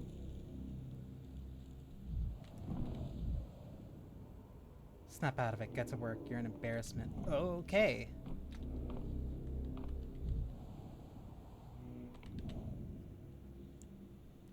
Are you gonna burn me? Even if you're going to be burned, I promise you won't be burned alive. No slow, excruciating roasting. Pain-wise, the sand pest is easily worse than slow roasting, Doctor. You don't want to ever find out.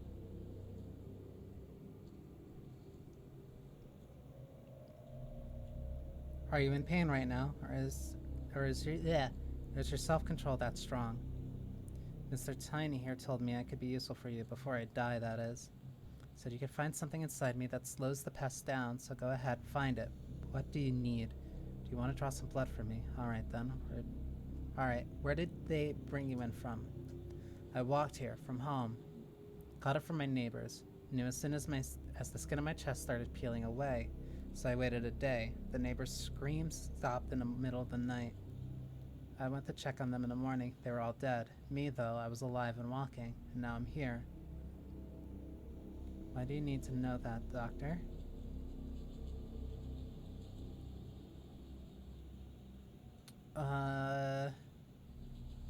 Might come useful. What is your vocation? I'm a dryer. Been breathing in poisons for 5 years now. One day it's red, the next is blue, then yellow. Could that be why this fever of yours couldn't do me anything? That's not very likely. Take off your clothes and let's begin the examination. Toxic pigments, it's a possibility.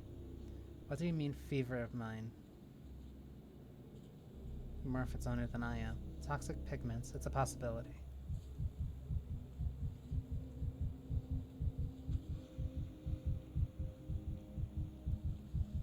Peeling of the skin, he mentioned. Unlikely to be a stone disease. More likely eczema. Yeah.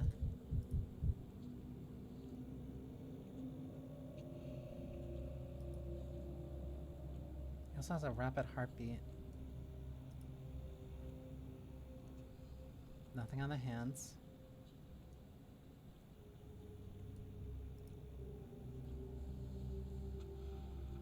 There is a skin yellowing down here.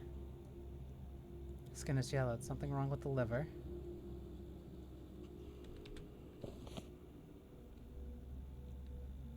Drinks in moderation. There is a yellowing of the skin, possibly eczema.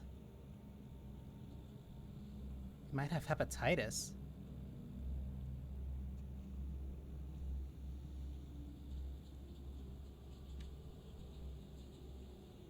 Visual impairment, dysampathy, stone disease, itchy skin,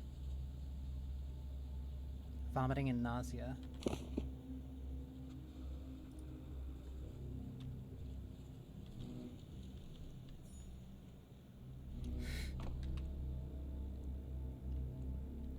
Sort out, Doctor. Will it be useful for your remedies? My vaccine. It's a vaccine I'm working on. Please allow me to clarifying questions so I can be certain of your diagnosis. It's the plague, of course, the sand pest thing, innit? The plague, yes, but there's another condition that's prolonging your life. You said it yourself. Your neighbors didn't survive the night, but you're still holding up admirably. That's what I'm talking about. Your second diagnosis will show us how your body is fighting the sand pest. Blow me down. 2 ailments making me healthier than if I had only one. But you know best, doctor. What did you want? Question me, right? Question all you want. You complained about the skin in your chest was peeling, right? It was here, right? The skin on your foot is yellowing. Liver conditions could cause this. Have you ever noticed anything like that? Yellowing on my foot. That's dye, doctor. I'm a dyer. A tub spilled once. Here's the burn. It's old and it's healed over time. It's smaller and paler than before.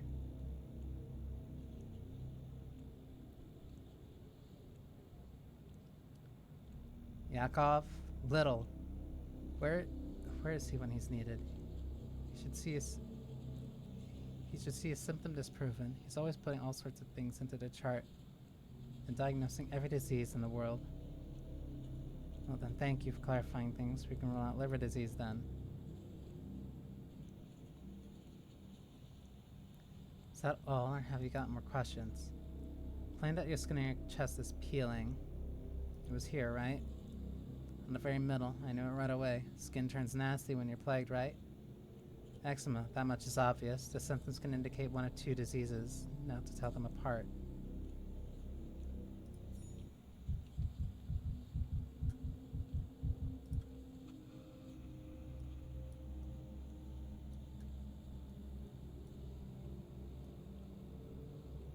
Could be an old chemical scar burn.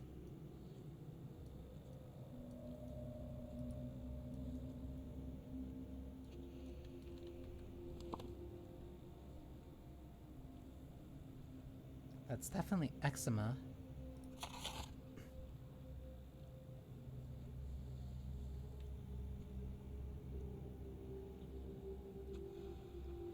Can also develop in individuals who abuse alcohol and drugs. But he also does drink in moderation. Risk groups, alcoholics, drug addicts, people with autoimmune disorders. It's characterized by weight loss, nausea, and diarrhea. Sometimes skin itching and eczema occur. So eczema is also a condition of hepatitis. With previous symptoms, the acidic phase is marked by jaundice, with previous symptoms gradually regressing. The patient complains of pain in the liver area. Poor hygiene and substance abuse significantly increase our risk of death, fatal disease.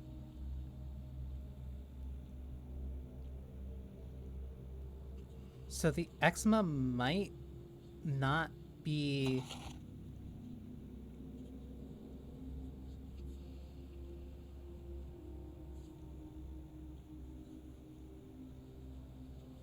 can be caused by a viral infection. It can also develop in individuals who abuse alcohol or drugs. Sometimes skin itching and eczema occur. He might be misunderstanding what's actually happening to him.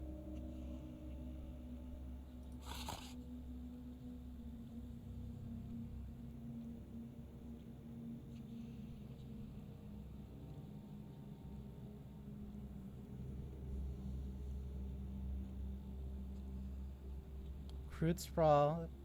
He's also just ingesting poison constantly.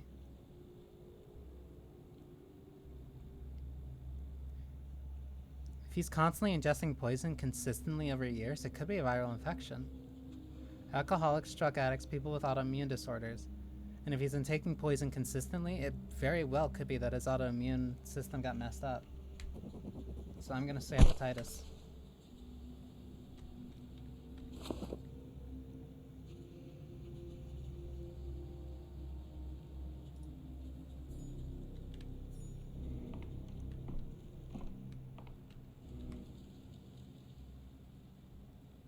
That's the start of my life, and sometimes up to the present moment. But why do you want these details from me? A 5 hours worth of talking, and it was all beside the point. I thought you'd be interested to know why the sand pest can't get me, because I certainly find the fact interesting. I'd even say amazing. None of what you told me was beside the point. Everything was important, especially your chickenpox at age 6. I'm interested too. Your blood may save about 400 people by tomorrow morning, but only if I can correctly identify your other illness. You sure you're not overstating my importance, Doc? Right, Olga-Minsky corked the cemetery shut, and you've been guarding it for, is it 6 days? Since Tuesday. Alright, let me ask then, what time of day do you feel worse than usual? All the time. I used to be as hardy as a bull wrangler, but now I have trouble even standing up for long. I get drowsy, my knees give out. Sleepiness, weak knees. It's embarrassing, but I feel like I'm failing everyone. Have you been easily fatigued like this for a long time? I don't take a great interest in my own person, Doctor. Got enough people to spend my attention on as is, but I have trouble doing my job because of this. It's a rugged man's job. Right, Olga-Minsky corked the cemetery shut, and you've been guarding it for, is it 6 days? Since Tuesday. This is the third time you're asking me. May I ask why you're distrusting me so? So they locked down the cemetery to prevent a strike, but that defies all logic. Wait, so you find out about this sooner than Horspex would? Well, no, because Olga-Minsky wasn't direct with Horspex about what happened. The cemetery is a town within a town. Almost 3,000 workers. What did the authorities fear that made them lock up so many people inside? So the cemetery had been shut down in order to shield its residents from infection. Does that mean that they knew there would be an epidemic? Are you quite sure that everyone inside is healthy? Is there no way the disease could sneak in? Who knows? At first they said there'd been a blowout of some kind, of sweet soot. It settled on the walls later, looked like mold. Well, the kin was worried. They're like bees in how they respond to things. Soon as one makes noise, the rest of them unquiet as well. There was a mighty buzz in the hive, perhaps on account of poisonous soot. Conditions are tough at a cannery, you know? Cannery, that.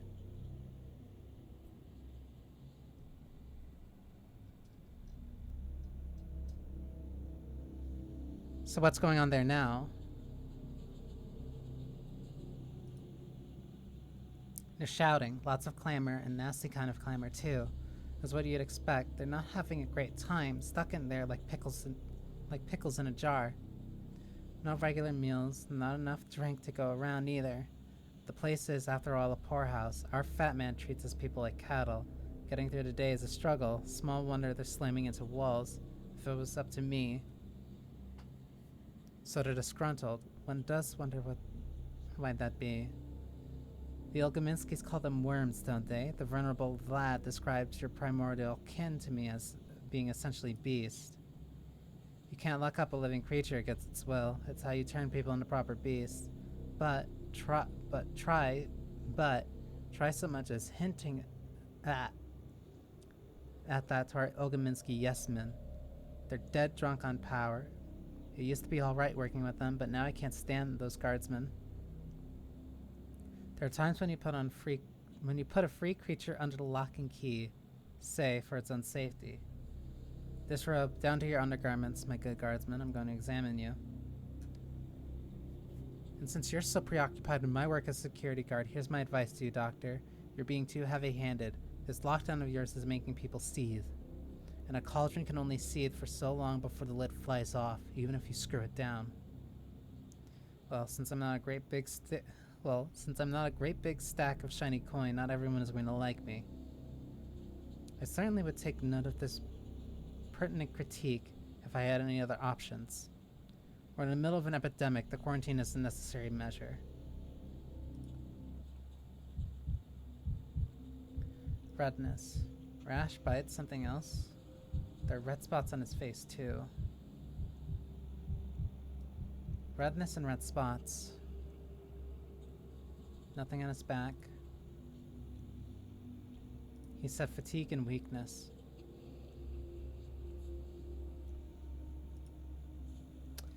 Funny thing about that, Pathologic 1 was very original with its concept that, oh, that's very bad. The veins are definitely damaged. The question is, how old is the damage? But like, no, Pathologic 2 came out, Pathologic 2 came out 2019. And they were very Uh,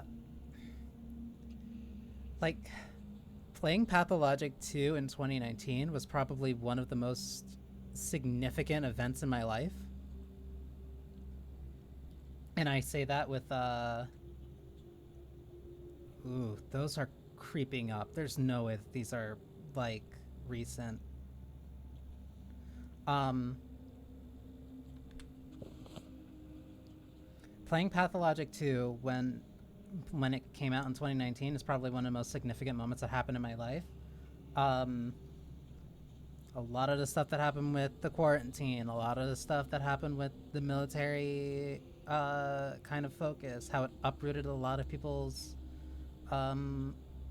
like lives in the towns, and especially their reaction to it. The Termitary being locked down before like even the recognition of the quarantine was really taken into account. Of the sand plague was taken into account. The way that it's spread between contact of one another. Like, so much of what Pathologic 2 kind of did, vein damage, like, it really... It's also talking about weak knees, so that might have just been the vein damage.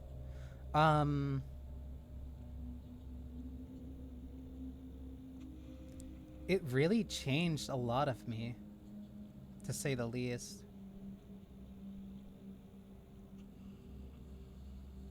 Which one of these has rashes as a symptom? Like, it ended up shaping a lot of my expectations in a...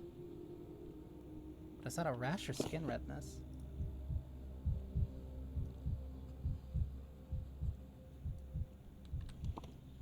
It ended up changing a lot of my... can't really say change. At least when it came to horror specs, it really, I guess, prepared me for dealing with people's reactions to various things. Especially the way that different people would value different items on different days, what was more important to them then, how people would associate certain things with the illness, and how, even if it was wrong, it still caused hysteria and caused a lot of people to act irrationally, act very selfishly. How it caused people to socialize completely differently. It was a very interesting snapshot. It was a very interesting, like, theoretical snapshot that I kind of just... I fell very deep into Pathologic 2, like, right... I think I finished it, like, around December. I think it was the last game that I finished in 2019. Yeah, it was the last game I finished of 2019. Then 2 months later, the entire world changed.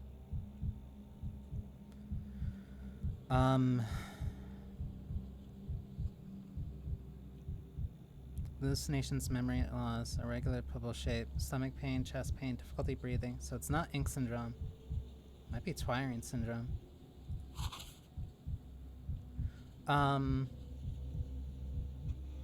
Does he drink?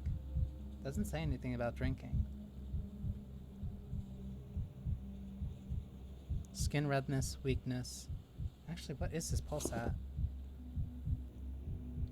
His pulse is normal, so it might not be,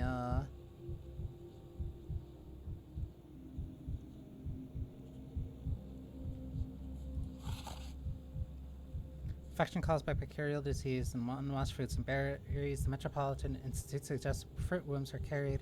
An affected person initially complains about chest pain and hallucinations, resulting in damage to the heart and brain tissues. Subsequently, the poison produced by the infected tissues manifests as blackened veins. Mortality risk is about high disease. Risk groups: peasants, gardeners, farmers. It is either bronchitis or Twirine syndrome. definitely a lot of the dialogue uh, is definitely probably written with some of that tongue in cheek of like, yeah, we're dealing with a quarantine. But one thing that also made it interesting is that Horspex was in at least in Horsepex's route, it was Denkovsky that enacted the quarantine. Um, and it's not like you could have left beforehand because the trains were also messed up. And now they just deliberately wouldn't let people out of the town. And also how people had, and also depending on how people were stationed in their houses, how different districts were shut off because of how it spread. Being close to people who like had it, like they were all wrapped up, but even if they were wrapped up, it still could spread through touch. Being around infected people was just incredibly dangerous because it was an airborne disease. Um, like like when I first started hearing about stuff that was going on in 2020, I tried to get a medical mask. Like, if anything, that's probably one of the biggest influences that this game did to me is that, like, no, I took protection very seriously because can't you can't act like it's not. You can't act like protection isn't important because if you get it, you don't know how your body's going to react to it. Um, like any person infected in Horsepex's route, regardless of even if they had a small chance of being infected or not, they still had a chance to die every single day. Like, yeah, you could have high immunity and like you'd be safe and you had a chance of being safe for longer if you had a higher immunity. But even if you did have a high immunity, you still had a chance of dying. You still had a chance of things getting worse for you. You still had a chance of just everything going wrong. Some people I never even treated perfectly went by. It didn't matter how high their susceptibility was. It didn't matter how low their immunity was. Some people just got incredibly lucky and never caught it. But then other people, like people I was treating day after day after day, and like I was keeping them alive, I was keeping their immunity high. Sometimes I just got unlucky. Sometimes I got unlucky and the people I was treating incredibly well, they still just died. And I was risking my own immunity and I was risking getting caught with it no matter how much protection I had, how many immunities that like I made to make sure that I would be safe. Like going into those districts, how much all the different filters could wear down. So much of it, there was no guarantee that I wouldn't get it. So I took every precaution that I could. Like that's why I started wearing a lot more like heavy clothing. That's why I started like wearing some gloves. I took washing my hands very seriously. I started wearing gloves a lot more than I used to. I wore heavier jackets. I would zip up. I would wear hats. Like literally everything. I took precautions seriously. And I was never really like a huge germaphobe before, but I was very self. I was self-conscious of it because another thing with this, especially with some of the things that happened in one, like again, a lot of it comes down to like, sure, maybe you're fine. Or maybe you are infected and you don't know. And if you're just like, oh, because I'm fine, other people will be fine, right, too? No. Other people don't have the same immune system as you. Other people don't have the same immunity as you. Well, because you don't have symptoms from something doesn't mean that other people can't get it. Like, every single person's body is different. And because every person's body is different, one thing that works on you or one thing that is fine for you does not mean that it'll be fine or safe for somebody else. And you have to take that into account. You have to be careful of other people because you don't know what other people are constantly dealing with. Like, that's a lot of, honestly, looking back at this point, a lot of my own medical beliefs, like, very heavily come from this. Not, like, entirely. Like, I got vaccinated before. I liked science. I was never really an anatomy or biology type of student. I was more into earth science at that point, somehow. Um, but, like, no, you can't treat every case like it's the same thing. You have to be specific, you have to be meticulous, and you have to be careful. Um, you have to be careful, not just because of yourself, but because of other people around you and people that you care about. I used to not get, I never really got sick. Like, the very few times that I got sick, like, cause, this is gonna sound funny, cause, like, the only one other time there are 2 times that I remember being, like, really sick in recent years, and, like, yeah, I can use this as an example. In, like, the past 5 years, I got sick only, like, 2 times. One time was in, like, I want to say, like, January. The one time I got really sick was in January of 2020. It was, like, right before everything was going on. And I distinctly remember because it really threw me off. Because, like, that was when I was reading stuff about this illness that was spreading, that originated in a district in China, and I'm like, oh, that's, like, I kept hearing stories about it. I'm like, oh, that's really scary, but, like, I feel also terrible, but it's like, no, I wouldn't have got it because it, like, how did some disease that I'm reading about in China, like, get to me immediately? But, like, I felt awful. Like, I could hardly get out of bed. I felt terrible, largely because I was so bedridden. I was basically bedridden until I had to, like, get up and start doing stuff. And that led to me playing Grand Blue, and that ended up leading me to playing a bunch of different gacha games because I couldn't do anything else. I could, like, hardly get up, I could hardly move, and it was so rough for me to even get to classes. But then eventually I started getting better, and, like, okay, when I was getting to classes, that's when I tried to getting different medical masks because I felt worried that because I felt bad, I might spread that to somebody else. And, like, before that, I was already like, okay, well, masks are kind of cool anyway. Like, they're a common thing in Japan. If somebody's sick, they typically wear them so that, like, they can walk around and, like, not infect other people, and, like, it's a precautionary thing. And then the only other time I felt even nearly as bad as that was a couple of months ago, where I was also kind of just, like, essentially bedridden, where, like, I could hardly move. Right, like, I could hardly get up just because, like, I felt awful. I still don't know what caused it, but it was, like, the exact same conditions, where just, like, I could barely get up. When I did get up, I felt awful, and, like, thankfully I had, like, an ice pack, but even that didn't really help all too much. I was just, like, bleh. And, like, those were the only 2 significant moments that I remember ever really being sick. But even then, like, I still covered up. I still made sure that, like, no other people could get it.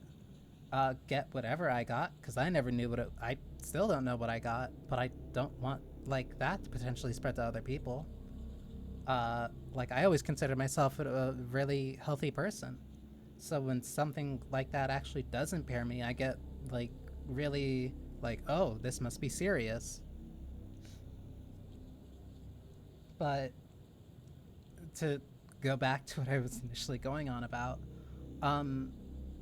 like, yeah, a lot of the situations, a lot of the dialogue that you have with people, especially when it comes to the scarcity of food, when it came to how bad inflation especially got at, like, day 10, the switch over to military bonds and how that completely upends the economy and made money effectively worthless. And, like,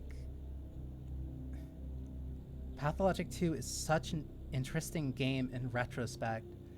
And I think part of what made that game so special to me was giving me that type of experience before, literally before the year 2020 even came in. And then everything from that year on, just like I kept getting flashbacks to Pathologic 2. And like I knew I still have the Bachelor's DLC in Pathologic 2 on GOG. Where it was like, because the original plan was to release them as a DLC. It was supposed to release the Bachelor's route and it was supposed to release the Changelings route. And I was very interested because, like, the mechanics that Horospex had were very interesting. But I was wondering how, like, a professional doctor would work for this.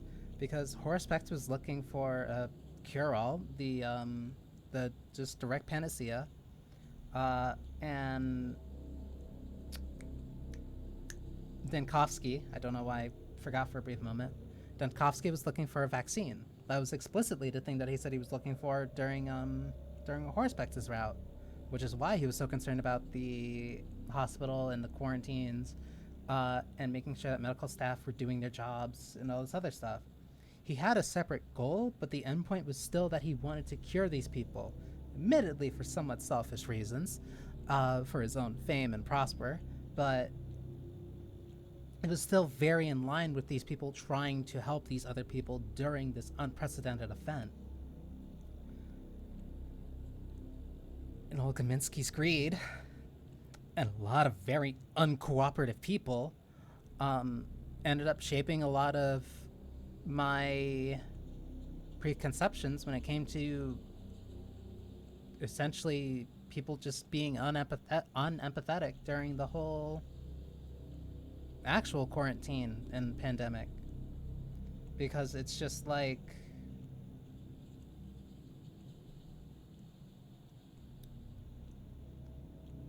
people in Pathologic 2 had a stronger argument for being irrational than real people did.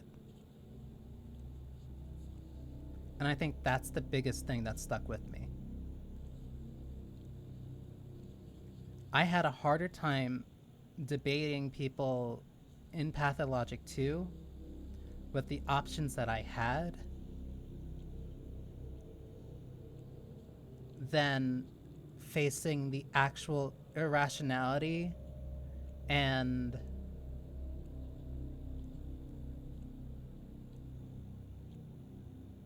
absurd leaps of logic that real people made.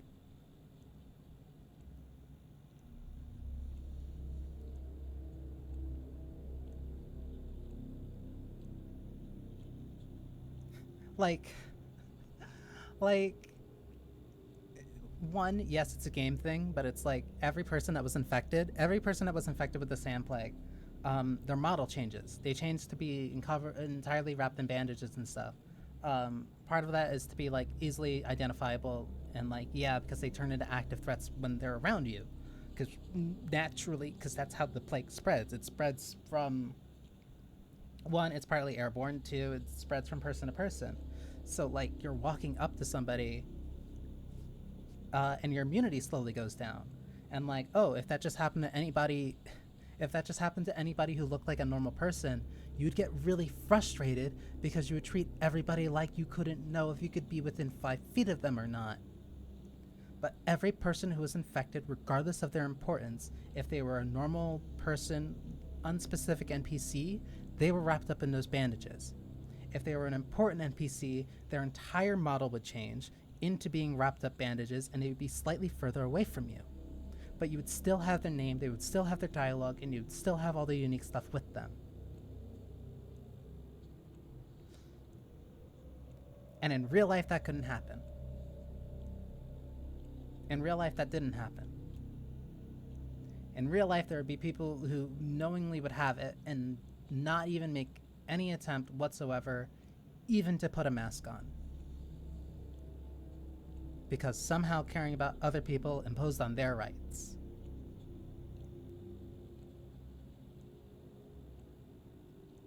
And I think that was the most frustrating part of it all. Somehow, a conversation about being conscious of other people turned into, you can't tell me what to do. And I think that very flimsy argument of, you shouldn't impose your rights upon me, really just masked a very shallow, you're telling me I should care about other people. I don't want to do that.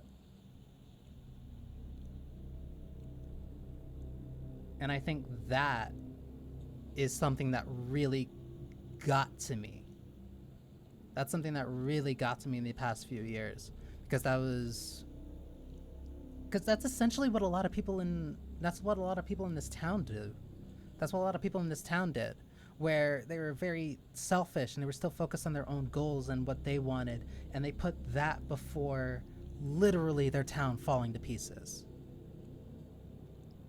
And at every single turn of you trying to be a good person as the horror specs, you would always run into somebody who was more focused about literally making maybe a little bit more money, about their own end goal product, about having a little bit more influence and control in the town, and that made me so infuriated. The fact that these people were unable to put their own greed aside from making sure that they could survive to the next day. I was so infuriated by how Olgaminsky made it so far in my game without me caring for him. No, I did care for him. I gave him certain immunities. I gave him different triarine. I gave him different immunizations. Not as much as some of the other people, perhaps, but he made it. He made it through. Vlad made it through literally with minimal assistance from me. But some people who I cared for, and some people who I really actively tried day after day to make sure that they would survive, didn't. Some people just died under my care despite how much effort I gave, and then here was this fucking robber baron who locked people in this tight factory, who was so focused on his own personal gain, claiming it was for the good of the town, knowing that there was definitely people inside who probably had the sand plague and didn't care about that because he was more focused about stopping the strike and more focused about making sure that they were working and maintaining everything for his son and his legacy and maintaining his control over the town. So many people, even at this day, at day 5, are locked in a cemetery, unknown if they're being spread with the disease or not. And he didn't care. He didn't care for so long because it cut into his bottom line, and that pissed me off so much. And then I saw that exact same greedy mentality in real life, and that just... it broke me. It messed with me so much because I was seeing this fictional cartoon character being replicated again and again, and people were justifying it in real life.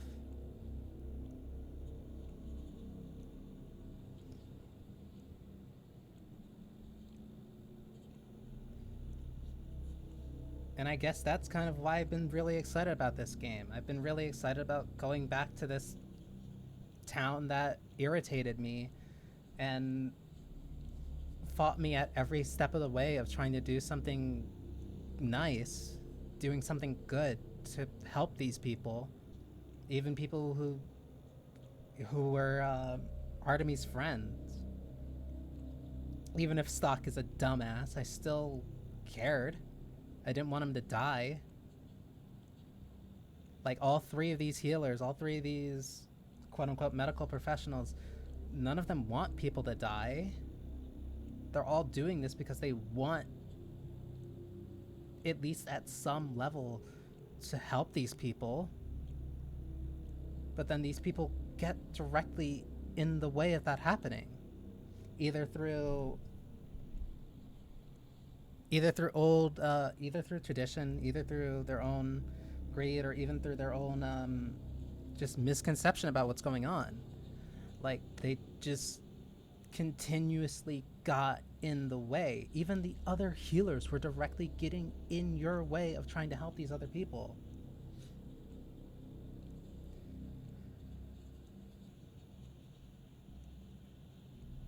But none of them were arguing with Dankovsky that, like, the vaccine was necessary.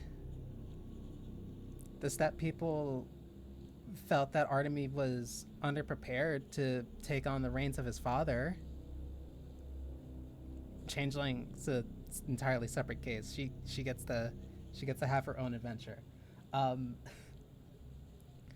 like, at some part, like, there was at least a general understanding and consensus that the Sand Plague was bad and that it shouldn't actively spread through and wipe out the town because nobody knew who was immune to it or not. Nobody knew if anybody could be immune to it or not. It wasn't just a fend for yourself, because that mentality leads to everybody dying.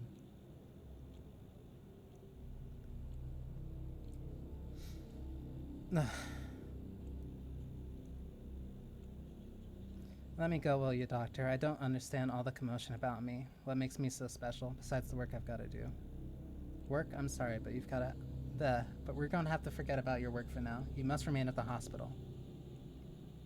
I used to guard locked up people, and now I've been locked up myself. That's life for you, isn't it? That's the kind of joke life plays. It's not the same. Frankly, I don't see the point of the temporary lockdown. It's desperation from the old Gaminskis. Meanwhile, here you can serve for common good through the vaccine. There's no debate here. You can't stop a plague outbreak by putting strict measures in place. There's nothing to debate here. You can't stop a plague outbreak without putting strict measures in place.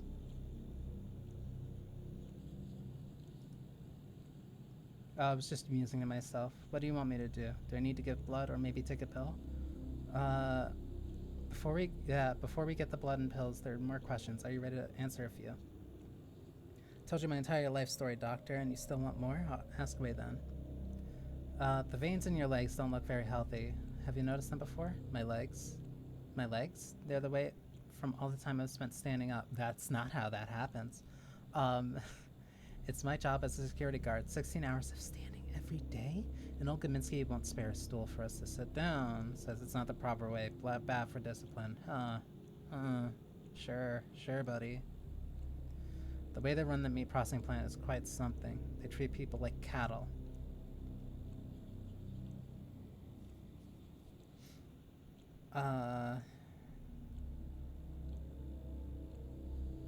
Yeah, no. The way they run the meat processing place is quite something. They treat people like cattle. You're quite lost in thought, Doctor. Am I really that complicated? Can't wrap my head around a little old me being at the center of this brouhaha. There's a syndrome that fits the description, but it mostly affects drunks. So I'd like to ask you, good sir, do you consume alcohol? Do you do it on a regular basis? And what quantities? A quantity best described as God forbid. In my line of work, you must be alert, so my basis hasn't been regular since last year. Quite the contrary, I've been abstaining. Can't stand a drinker myself. Your moral fiber is of no concern to me. To drink or not to drink is a personal choice. Mine is purely medical interest. I'm telling you, it's not regular. I don't have a habit, period. No, I can't in good conscience put my stamp on a diagnosis. I don't have enough information, not without a home inspection or the neighbors' testimonies. I'm going to your house, sir. My house? Why on earth, Doctor? I can understand talking to me, but feeling me up from head to toe, collecting my blood, but searching my home like I'm some bad bandit? What did I do wrong? You're not at fault at all. If anyone's to be blamed here, it's me for not spotting enough symptoms for a definitive diagnosis. Am I mistaken? Are you seriously frightened? Are you that reluctant to have me visit your house? You did hide something during the interview, just as I thought. Please understand, in order to create the vaccine that can save several hundred people, I must establish what you're suffering from besides the sand past. Well, well, well. Not at all what I expected from a man of medicine. Going off and breaking into my house. Imagine that. Your agitation is extremely suspect. Where do you live? No, never mind. I expect you orderly took your address along with your name.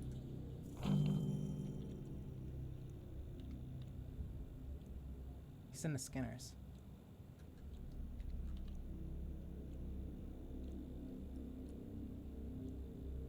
So hindquarters is already tainted. If I'm here in the marrow.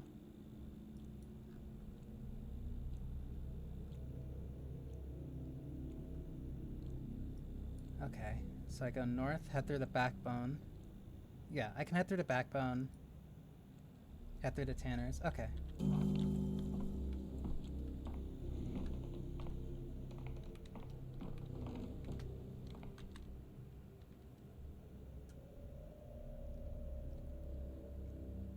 Exam done. Scalexis. Not the next patient. Not a verdict proposed. Difficult case. The diagnosis was almost clear, but the patient denied a symptom. I need to visit the house to find it. I'm sick of it all. Or at least brought 3 patients. Not a doctor, but a sleuth. 2 patients turned over to the assistant. A third one is tough at the crack. A little investigation need to clarify. Okay.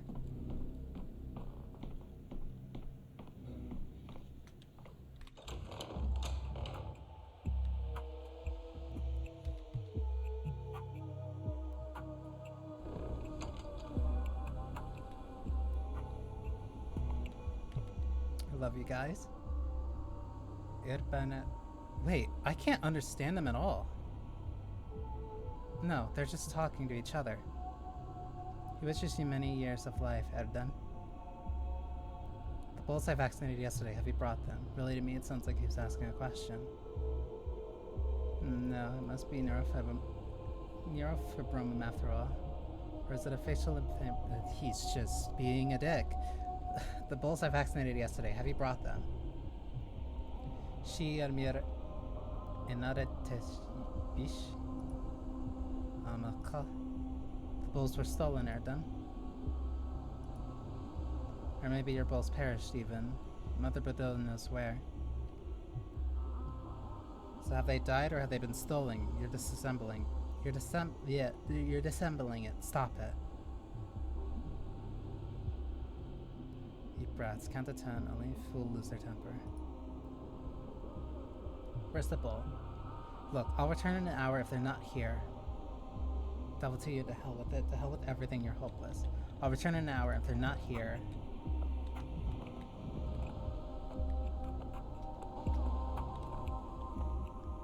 This is the first time being here in a while.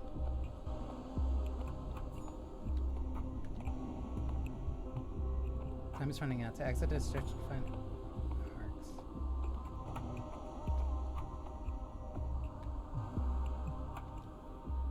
To leave district, find arches with clocks.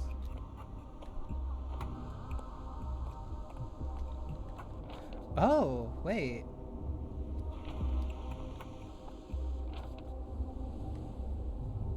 Plot a route, select a district name or marker where to go.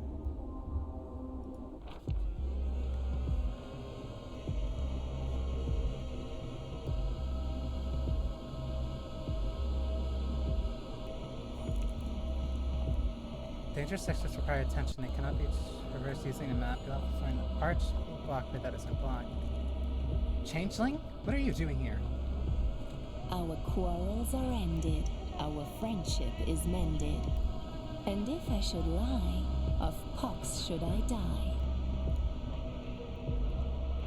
Please, just set our differences aside. They're accusing me of being the Sand Plague itself. If that possibility is true, little Saint Girl. I suspected it from the very beginning. Once I learned that you woke up on the eve of the epidemic in an empty grave with no memory, you seemed a perfect candidate for patient 0. Oh, dearest colleague, how dare they? Yeah, no, I'm still suspicious of you. Don't you laugh at me. You know I'm helping you. We're in this together, working towards one goal. We're just different, so we each do it in our ways, however we can. You deals in prayers and mesmerism. What other medieval remedies do you have? Celadine? Goat kidneys? While you're at it, how are you spreading it? Clara, you're extremely suspicious, and that's a fact. I'd call you duplicitous even, two-faced. Just yesterday, you were hissing at me in a suit and assuring me you had power over death, that you hold us all in your hands, that you can bind and destroy, didn't you? Remind me, please. That wasn't me. Not me, but my double, my twin sister. I didn't know. I've told you, and that horseback of yours too. He didn't believe me for some reason, even though he did see us two together. Sure, you have a twin sister, how very convenient for you. And yet the plague follows you wherever you go, and that's a fact. These are the earlies who arrested you, right? If you came from outside the district, they would have just sent you away, so you must have snuck in from inside. It's the other way around. I just feel where the infection will erupt next, and I go there to help. Please, you have to believe me. Tired of these ridiculous games. You're a big girl, Clara. It's time to answer for what you've done. If anyone, it's she who's ruining my reputation, my twin sister. She must be here somewhere. Try looking around. You might be able to catch her. Will you believe me then? No one has ever seen the two of you together, not even Barak, and neither will I. Are you trying to test your hypnotic magics on me? It's not working. Farewell, you pitiful, delusional changeling. Clara the changeling. Wait, I just saw her in another...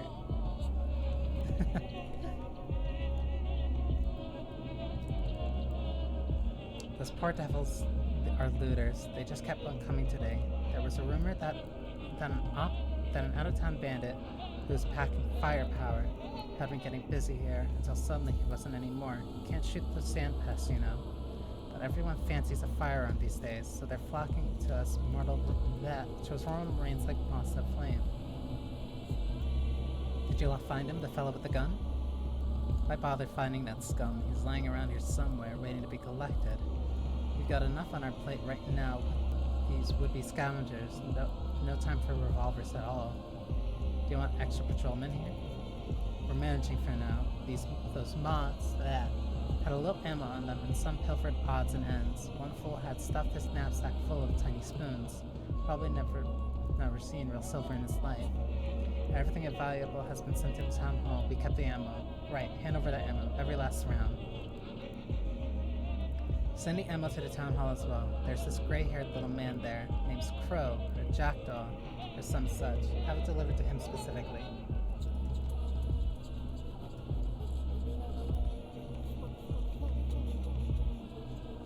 The plague fog conceals danger. Equip the prototype.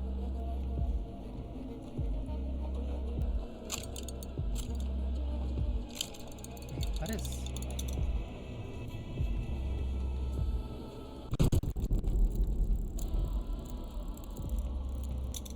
I don't know what that did.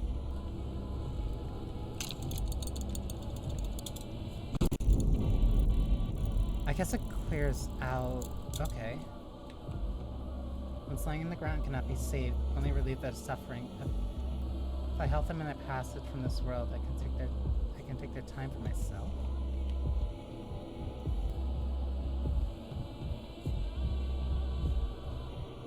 It requires the same resources as combating my own mind. A correct dose must be administered. Inject the drug, shift the cursor along the gauge. You must land within the highlighted zone before the dying person's heartbeat spikes. Overdosing will amplify suffering unless they alleviate it. Wait, what?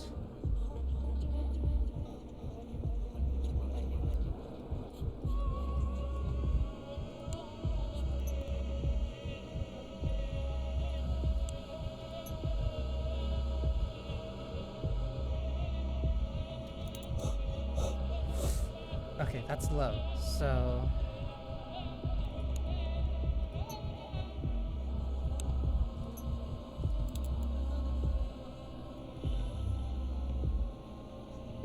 Collect a dying person's time.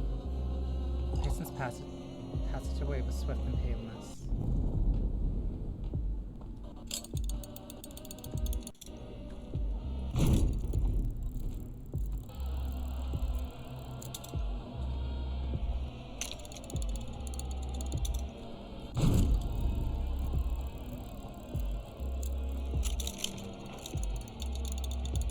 I have to keep heading straight.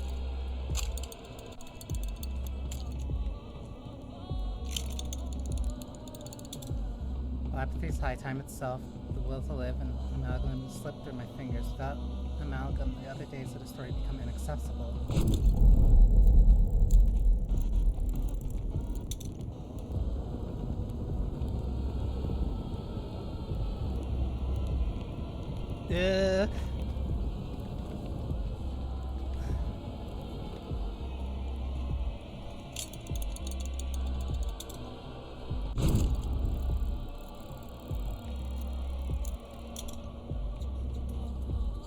These changed drastically.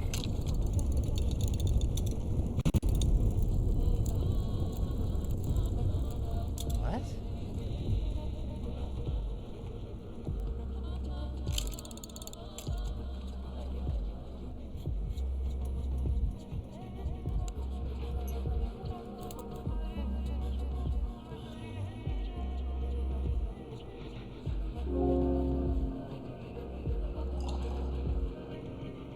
Collecting time.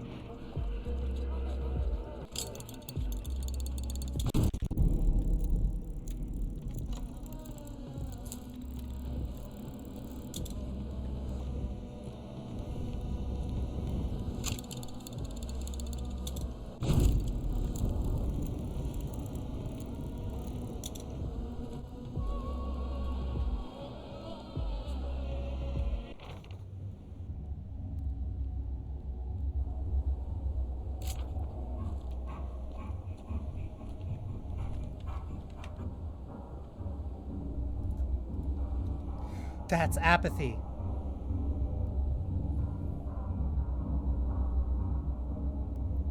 Wait, so being in districts increases my apathy?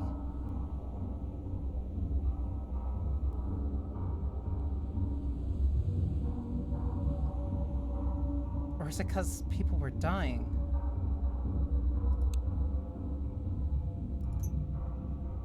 Ugh. Speaking of being sick, I'm about to sneeze real quick. Or not. Okay, I'm fine. No, I'm fine. Okay. Prototype. It was made when we were trying to fight the tuberculosis pathogens. In theory, it purifies the air of microorganisms with a sound and a frequency beyond human perception, destroying their cell membranes. If only it could kill them inside the human body, a device would be priceless. So it clears the air. Interesting. Half a tone louder. More thoughts. More thoughts. More thoughts.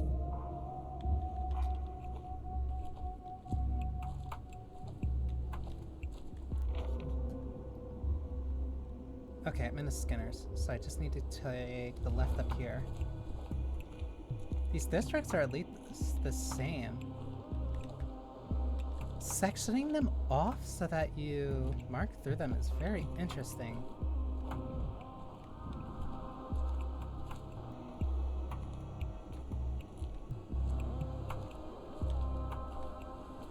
They're more detailed though, like far more detailed.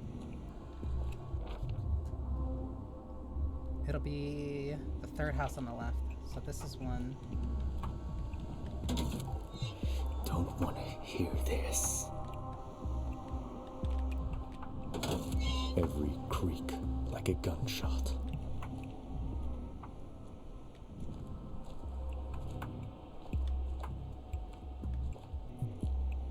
So I don't need to worry about stamina? No, I do. That's my stamina at the top. As if things are animated. That's me. Vibrant. Everything's so vibrant. Wait a minute. Okay, at the top, depression's on the left, mania's on the right. It was quiet in Thanatica. Fanatica. I'm moving faster.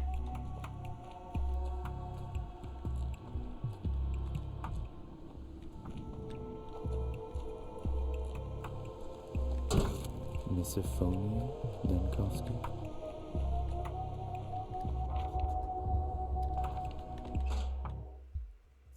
So the higher my mania, I move faster? Interesting. Or at least this is the medium normal.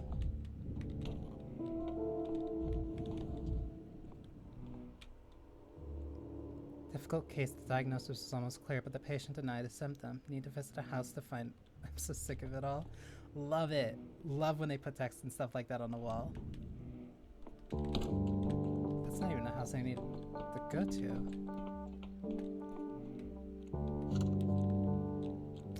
That's a loot? Okay.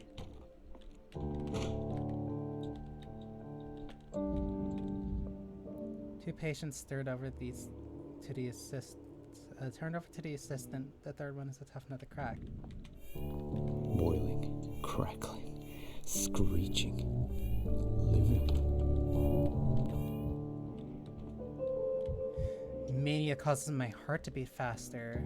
Okay.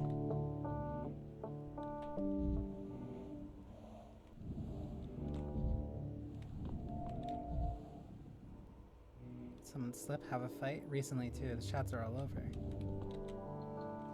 This is very interesting. It's not a traditional health bar. But maybe you do sometimes want mania to be super high, but at the cost of your heart. Just mop the floor, and now that you're walking all over it, took forever to scrub clean, you know. I'm not very good at walking in a handstand. My legs are always veer off to the left for some reason. Look at that devastation. Impressive. How did it even happen? Stop with that clowning, will you? First he's turning the bathroom upside down, but it's our only one for all these apartments. People wash their kids here and take their own baths on Tuesdays and Thursdays. They keep it clean. And now there's you with your remarks. But you're a pal of Philat's, aren't you? If the locals are right, a doctor is more likely an enemy than a pal, which of course merits its own study. An anthropological one on tendencies towards self-destruction. Philat's in a hospital now. He's under observation. I'm here to find out how he got sick. So Philat's in a hospital. Perhaps that's for the best. Person getting sick is for the best? Hey, don't look away. You said it, not I. Have you been living in the same house for long? Do you know him well? We've known each other since we were kids. He was like a brother to my husband. I helped him out. I helped him out his whole life with the cleaning and cooking and whatnot. He was a loner, and with no one to take care of him. And it wasn't too much trouble for me. We were neighbors after all and friends. That's right, I'll soon start to envy people who live in these small towns where everyone knows everyone. Doesn't that just sound idyllic? We drifted apart a little as time went on, but he used to always thank me. Then one day it was like bam, he forgot everything. Never said a word anymore. Scurried past me to his apartment, eyes down, no hello or goodbye. No goodbye. But he sure showed this bathroom his boss. So this is a sort of frenzied rage, isn't typical for Philat. He had never thrashed anything before and was well behaved. What kind of person this is typical of is an easy guess. You often get this with drunks. One moment he sits there quietly, and then he's delirious all of a sudden. With all of this ruckus and mess, at least he didn't punch anyone out.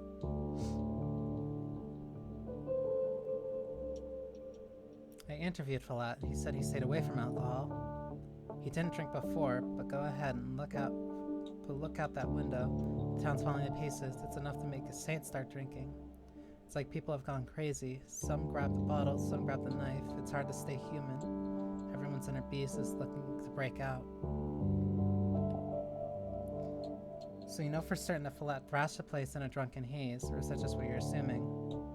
Well, what do you think happened? He didn't just thrash the shared bathroom. He was sick all over it. The whole place was a mess. I thought I'd never get it clean. Do you know what it's like to mop up someone else's vomit? How would a smart dresser like you know that, huh? I went to medical school, my good lady. The quantity of vomit I used to cart around is more than this entire house could disgorge. Flat vomited, that's what matters. It's a symptom that hasn't been noted before. Have you figured out everything you needed? I'd like to finish with this cleaning here. The kids from downstairs will be here soon to wash their hands before eating. They'll be better off if they don't see this mess. Is there anything you could tell me about Falat? Do you happen to know any illnesses he's had in the past, chronic or acute, whatever you can remember? Can we go back to drinking once more? Your delirium hypothesis is logical, but it's only conjecture. In fact, his denial of the drinking habit sounded very sincere to me.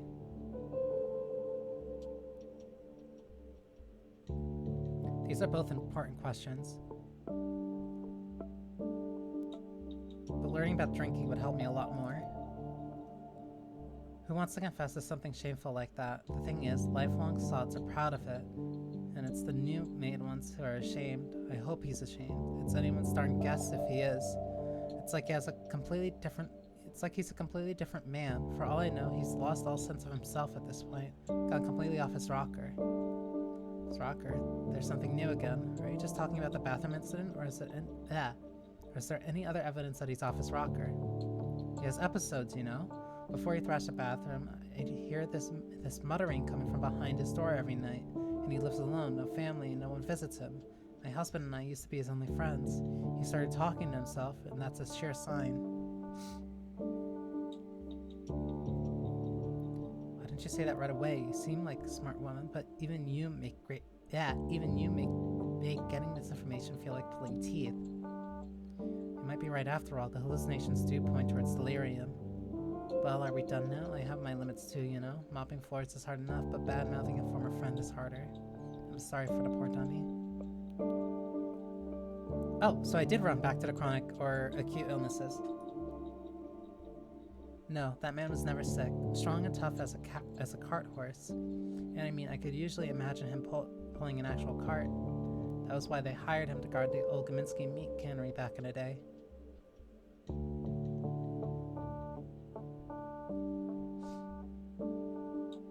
You two talked more often at that time, right? If you ask me, Falat may be built for the job, but it's not a job for him. The cemetery needs security to make sure the step brutes aren't beating about town.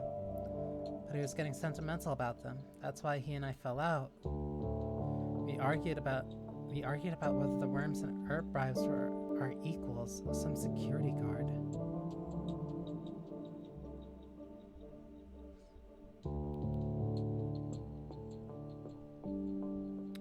Roots, you say. Have you ever considered that someone from the capital might see everybody in this small town like this one a brute, no matter if it's you or a worm?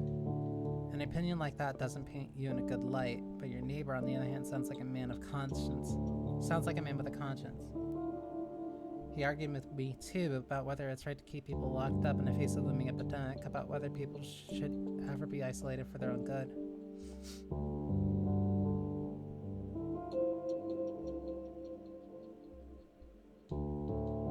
Have you ever considered that someone from the capital might see everybody in a small town like this as brute, no matter if it's you or a worm? What a thing to say. Stop trying to confuse me. I don't have time to pick your philosophizing apart anyway. I've got a bathroom to finish cleaning. Falat got into philosophizing too, and it both destroyed our friendship and made him into an alcoholic. There's no good in that. Where's Falat's room? I'd like to take a look before I go. It's further down the hallway. Here's the key. I've got some work to do. Been breaking my back for half a day here, and whose fault is it? A fool who's also drunk now. Poor soul.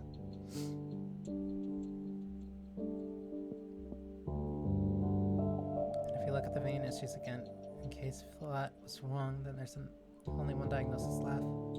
But I must still check his room. You've been very helpful.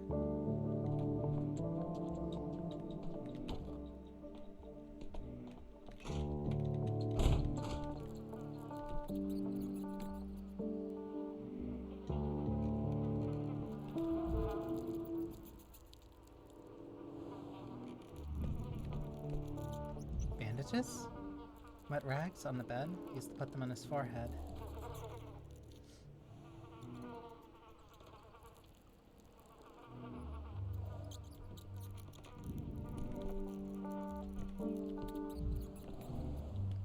moldy bread.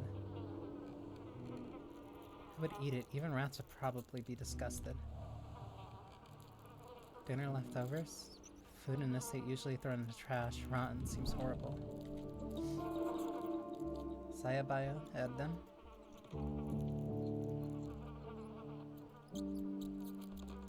The neighbor told me Falat lived alone. By Shire Garga. You're angry. I have no idea what you're saying. Hello, Erdem, I said. Why have you come? Alright, Erdem is what you call scientist, right? No, why are you here? I've got nowhere to go. Don't kick me out. You're a kitten burglar, perhaps?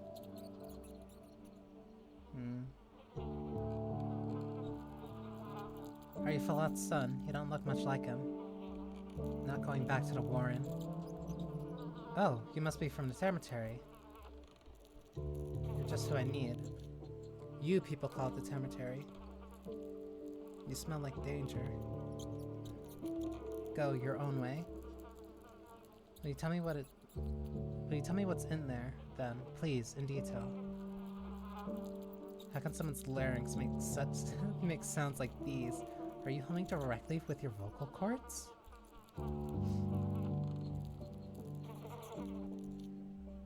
People are there, Katanke?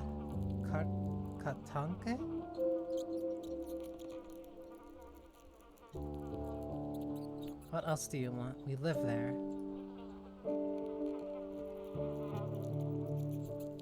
Hiding under your eyes, lad. I don't think you're telling me the whole truth. It looks better if you didn't joke around with me. How'd you get past the guards? I'll tell, just let me go. There's a crawl hole out of the Warren. Alkai Falat watches it. Help me go around the angry guards. Why didn't you just stay there? Let me guess, love struck, or did you break the code of your laws? Seems like a savvy fellow himself. How much did he charge you for his help? How much did he charge you for his help?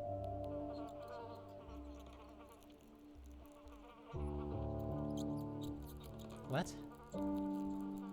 Falat tucked me in, hid, sheltered, so no one sees.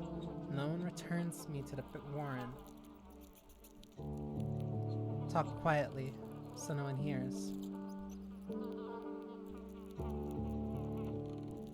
So he wasn't hallucinating, he was just keeping the boy in there. Your neighbor heard anyway, but don't worry, she thought Falat was out of his mind. If you keep quiet, she won't notice you. Where's Falat? How is he? Finally, some sensible talk. He's in a hospital. He's ill. I'm a doctor. I need to find out what he's ill with. Will you help me? I will. I saw it. He sickens. Something rotten on the table. Did you eat it? Is that what made Falat vomit? Hungry. We need it. Falat's not witch. Falat pays the guards so little. Was enough for one, not enough with me. Hard to feed two. Falat walked, looked for cheap food. They cheated, sold rottens. I can understand the difficulty of your situation. Noble deeds come with a cost.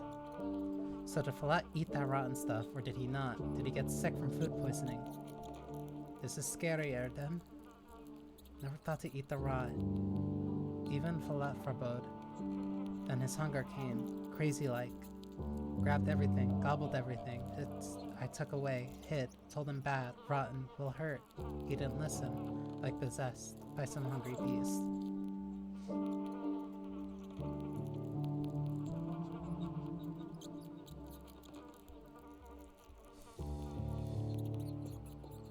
And you never noticed such indiscriminating behavior before? A change in feeding pattern is certainly telling.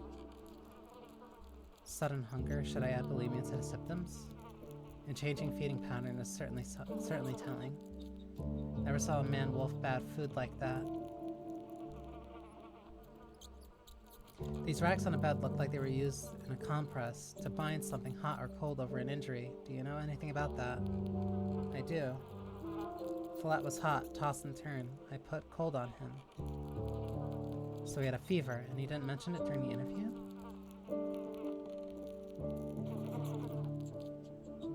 worry for him. Does Falat drink vodka, wine, these step herb infusions of yours? At first glance, I can't see a single bottle. Not a drop. Strict on himself. Doesn't allow me neither. So the neighbor was mistaken after all. Perhaps she just wanted to be mistaken out of spite. The reasons don't really matter, though. What matters is that he wasn't drinking.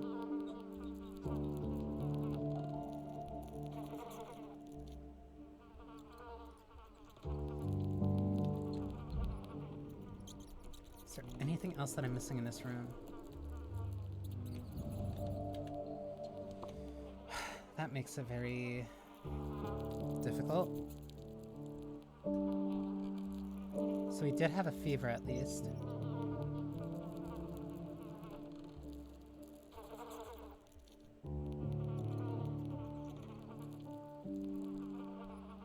Station fever.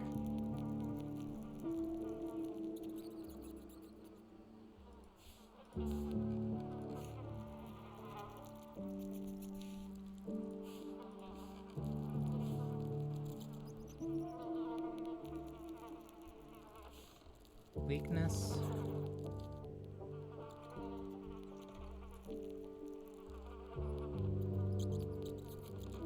Poor appetite, stomach, dysphoria. He did have a fever. He also had bulimia.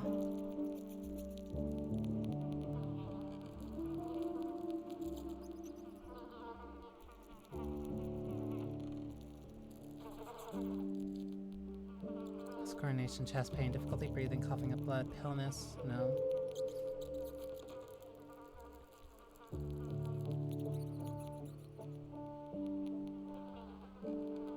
Headache, red eyes, diarrhea, sore throat. Where would bulimia be?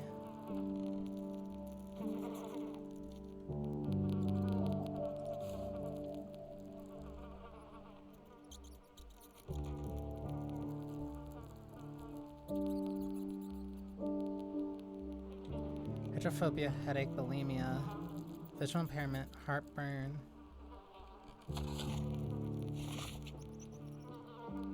Disease caused by a group of viruses varying from an epidemic with the epidemic focus. Humans contract the virus from animals in their ways. The disease began acutely with fever, rapid heartbeat, nausea, and vomiting, accompanied by headache and photophobia. After 3 days, a rash appears on the skin and facial flushing becomes evident. The disease causes internal bleeding, leading to a patient's death. In contact with the animals, rural residents. Yeah, that sounds appropriate.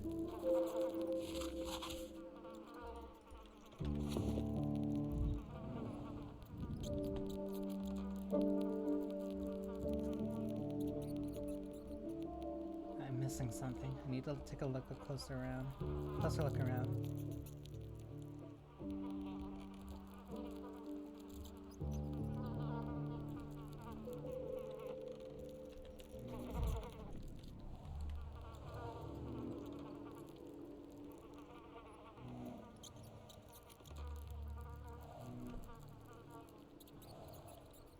He was still hungry. Bait inside smells fresh. Pills. The labels on the pills. Can tell what they are from appearance. Platt took them. Did he know he was sick?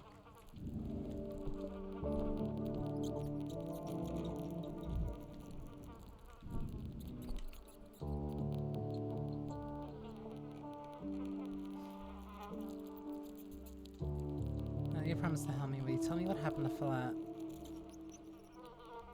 The sickness. I don't believe that I'll find anything else in this abode. I'm no detective after all.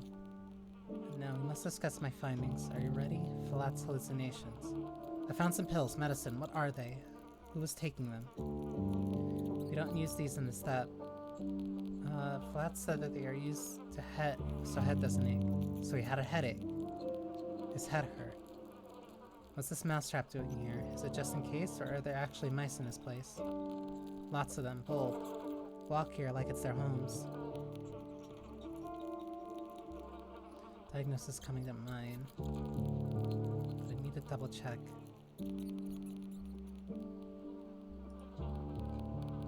Townsfolk live in houses, call us beasts. Cleaner and the stat better. They know nothing. So mice, headache, fever, hunger, and the vomiting, fatigue, and skid reddening. The veins all ruled out, but what happened in a bathroom? He doesn't drink. He eaten bad food, couldn't keep it down, didn't want to make a mess in here, so he went where he could do it. And there, water's there for washing. Said water scared him. Heard the dripping, went crazy. Can a man be scared of water? Hydrophobia.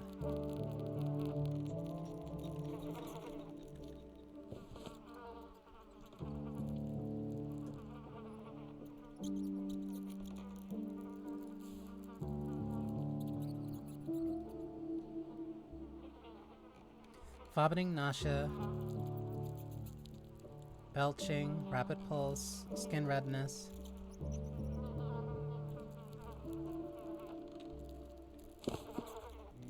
Yeah, that all sounds about right. Since it's time to return to hospital and prove my hypothesis.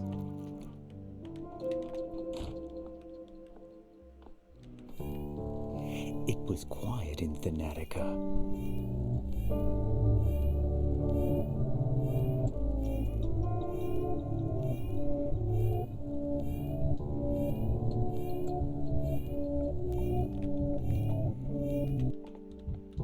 Oh, you move so much faster with Mania. That's really interesting.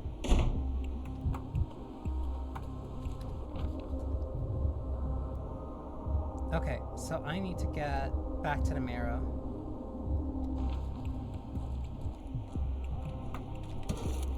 I could use some quiet.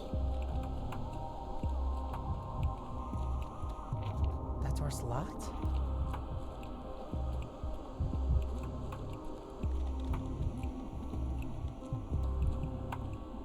Ever looked into the series? Is it similar to this? This is the closest to Pathologic 2. I'm running out of time for today. This is the closest to Pathologic 2. The layout is still very much the same. Speaking of, factory is here, cemetery is there.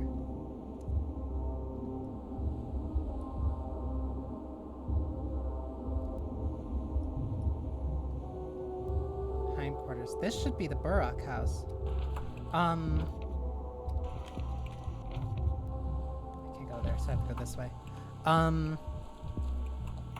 Pathologic 2 is the closest to this. The original would be slightly different. But so far the mechanics are like drastically different. Like much more than I was really anticipating.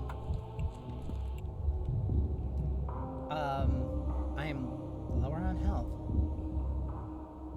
Is it because I was over on my...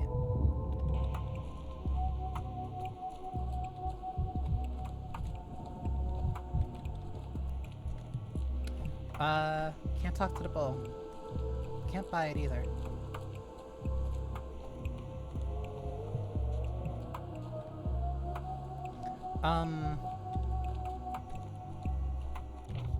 Pathologic 2 would probably be the closest to this. I still have to go through the hindquarters again. Travel time 47 minutes. But this plays very differently.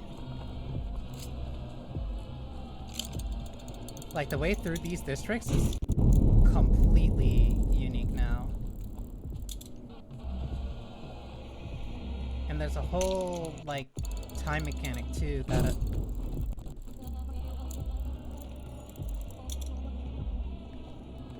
I can't walk this way. There's a whole time mechanic that's, very different, that I don't believe I've run into. I can't go this way. That's too dangerous.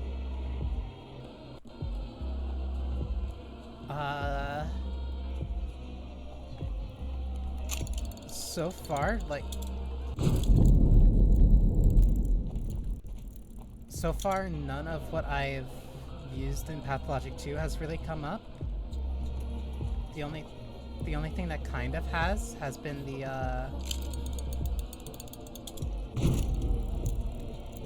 has been somewhat of my knowledge of at least like getting around, I'm apathetic. I'm moving slower.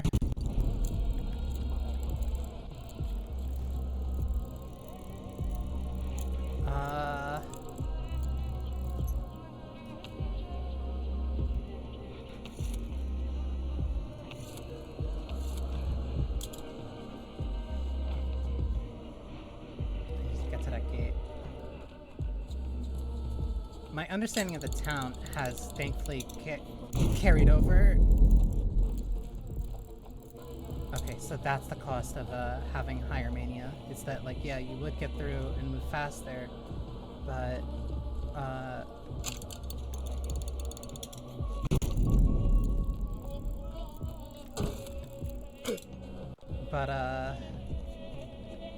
I would die faster. Very interesting. It is very mechanically different. It is very unique to what it is doing, at least in this iteration. Like, the mechanics in general are just very unique. Why is that mirror?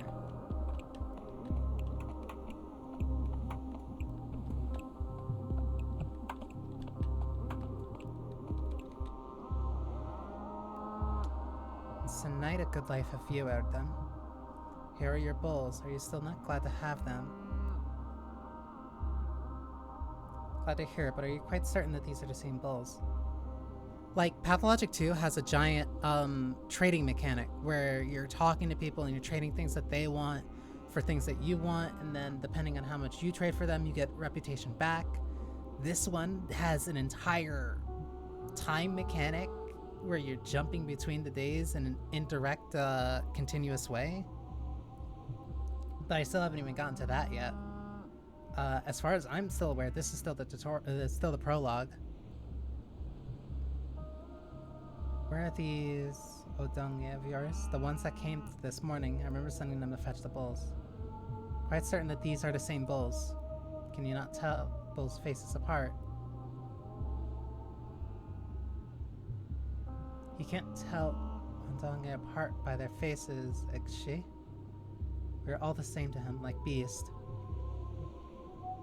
These part just fine, though you do look similar, like sisters. By the way, how come you're here and not the Odongi? Are they afraid I'll punish them for their carelessness?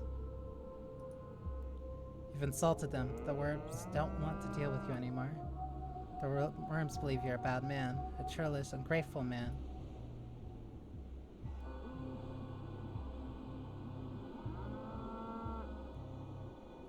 This can't be done without Barak after all. Don't they want the epidemic to be over? Are you going to take our bull's blood? I am, but later. For now, I'll leave them here. I'll need to make today's vaccine first. After that, I'll get on with the universal one.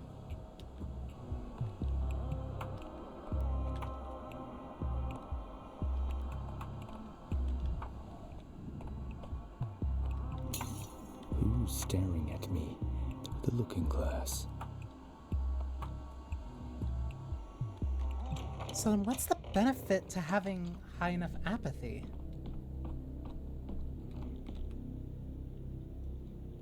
Been waiting for you, Dr. Denkovsky. As you can see, I've allowed our volunteer orderlies to leave on a break, but they'll all return as soon as you give the word. Good, rest is necessary. Let them have a smoke. Visit their family. Who knows? They might not get another chance.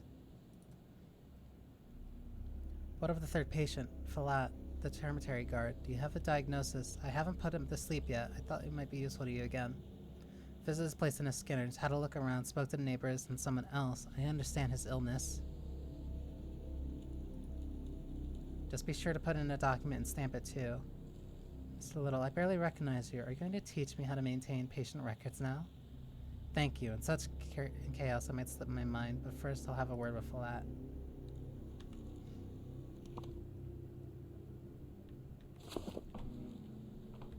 So I just have to be sure. What took you so long? Did my mice detain you? Despite your nerves, that's a good sign. You can relax. I've seen it, and your secret has been uncovered. I met a mouse in your apartment, a huge one, the size of a teenage boy. You wouldn't happen to know how it crawled from the cellar. And your secret has been uncovered. So you met him. I tried to protect him with everything I had. I went to your hospital so he wouldn't catch it from me. And then you lied. You described fatigue, but you'd been nauseous, feverish, and much more. You're a good man, which usually means inconvenient. If you just talk right from the start, we wouldn't have wasted all this time. You stalled the entire hospital. You're a good man, which usually means inconvenient. I've never been a good liar. If I told you too much, you'd know that someone was changing my bandages, that I need money to feed 2 mouths, so I talked as little as I could. Medicine, dealing with people is more difficult than all the test tubes and measured doses. Nothing to hide now. Sure, I led the boy through a hidden passage away from the slaughterhouse. He's just a kid, Doctor. It was a hardship that brought him to the cannery. And just like that, Fat Vlad put him to work. Young or old, it doesn't matter to the Alcheminskis. They send everyone to the factory. This is of little interest to me. You disobeyed the orders. I'd tell your superiors if the vaccine wasn't so important. It's not my place to judge you. What you did was noble, but stupid.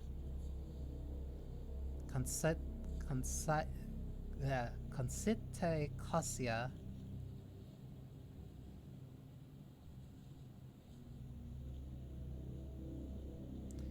It's not my place to judge you. What you did is noble.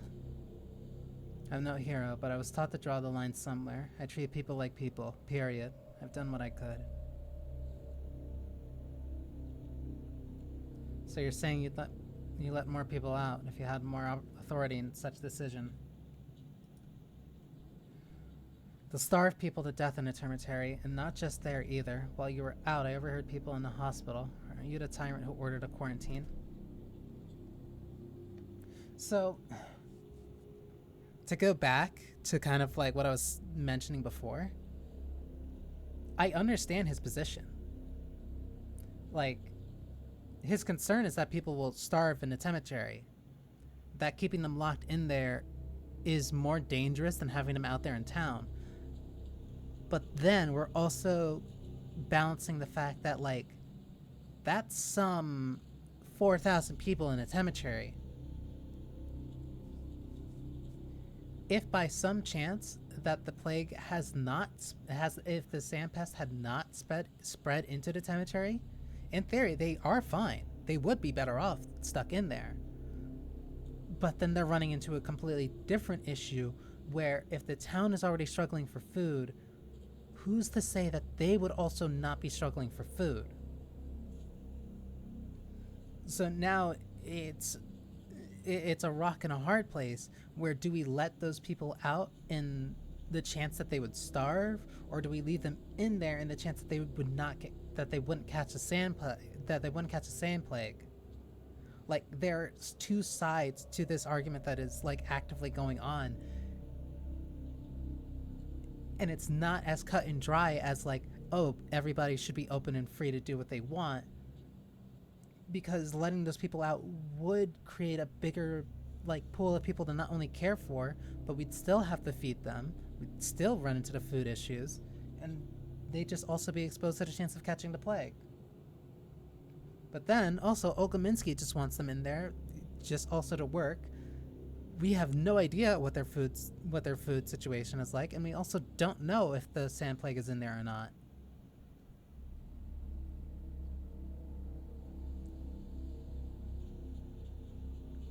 Like, that's more of an argument than just, you shouldn't tell me to do this thing that'll protect me. I'm a tyrant, you're a rebel, and no one will be able to tell the difference in the morgue. Without the quarantine, the plague would devour your town in just a day or two. It's the plague I restrict, not people. My task is to save as many lives as possible. Yes, that does require some restrictions and discipline.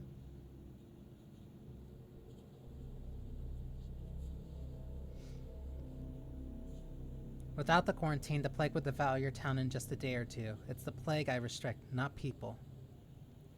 Those are dangerous games you play, Doctor. I'm not the only one who doesn't like restrictions. Today, people endure, tomorrow too, but in the days that follow, they'll erupt. I told you, you can't humiliate a living being without suffering consequences, and this imprisonment humiliates the town a second time. Everyone's a critic. My decisions aren't up for debate. You try to shame me as if the quarantine were some whim I had. If only we had another way. This won't end, I will tell you. This won't end well, I tell you. Neither of us can tell the future, and Falat, I came to talk about your diagnosis. Drink this glass of water, please, before we continue. Take that away. I can't stand hearing the sloshing. Get it away, doctor.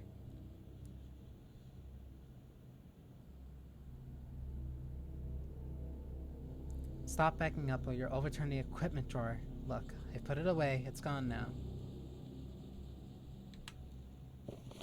He has hydrophobia.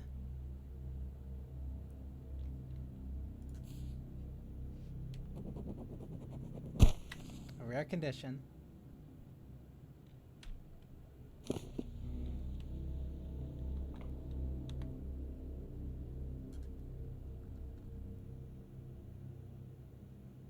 Finally, all that remains is to order the vaccine made.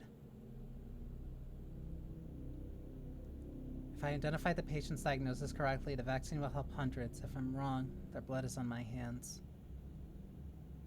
An unrest is brewing. Resentment for the quarantine measures will soon reach its peak. When it does, the town will no longer obey the decrees issued to save it.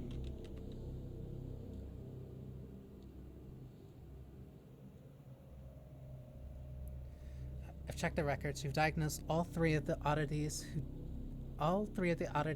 who didn't quickly die from the plague. You're a mental giant, a luminary. I've asked you before, Miss Little. Stop with the sycophantic theatrics. I'm doing what I must. We still don't know if my diagnoses are correct. We awaited your verdict with bated breath. What's next? The vaccine? Searching the town for more people with the same symptoms as today's 3.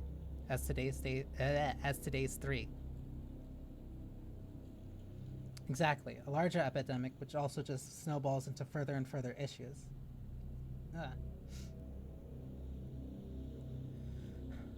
Only choose those with perfectly clear diagnoses, late stages, pronounced symptoms, or you'll make every mistake.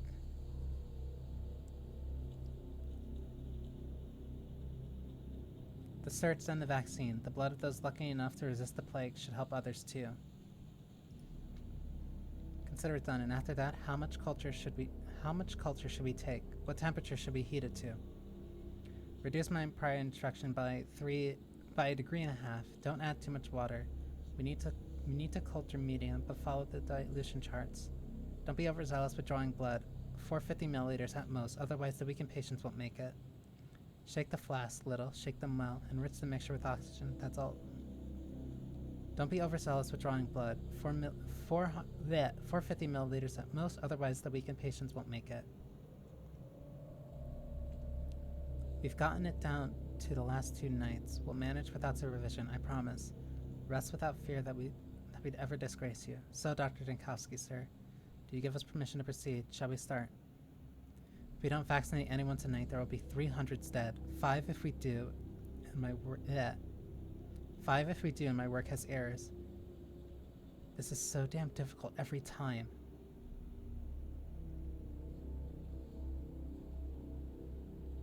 Make up your mind, Daniel Dinkowski. Vaunted Bachelor of Medicine. They all believe in you. You're a luminary.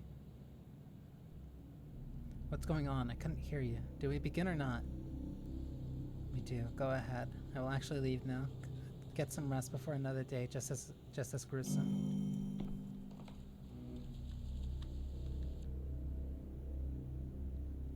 I've done all I can. Time to head back to my headquarters. Head back to Ava.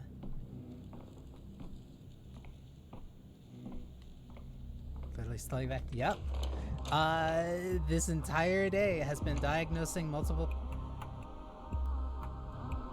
There's an error made. Today's vaccine. Which was my.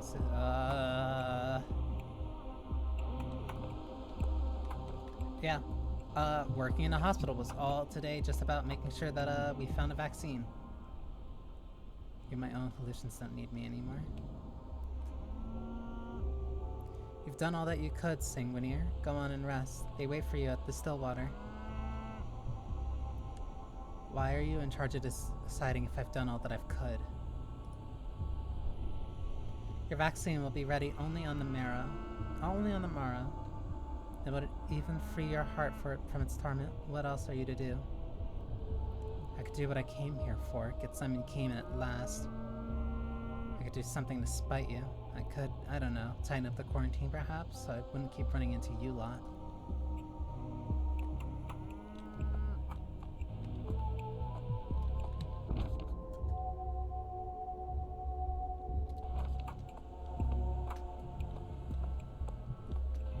So there's certain main gates that I have to go through that'll lead me, or at least allow me to passage through the town correctly.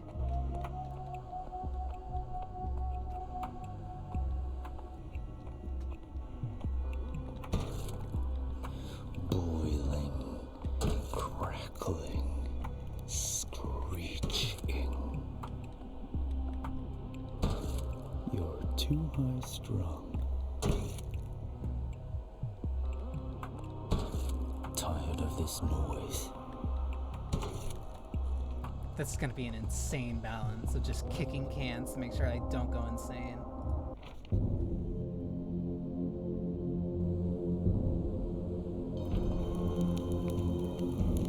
Oh, this is a dangerous district.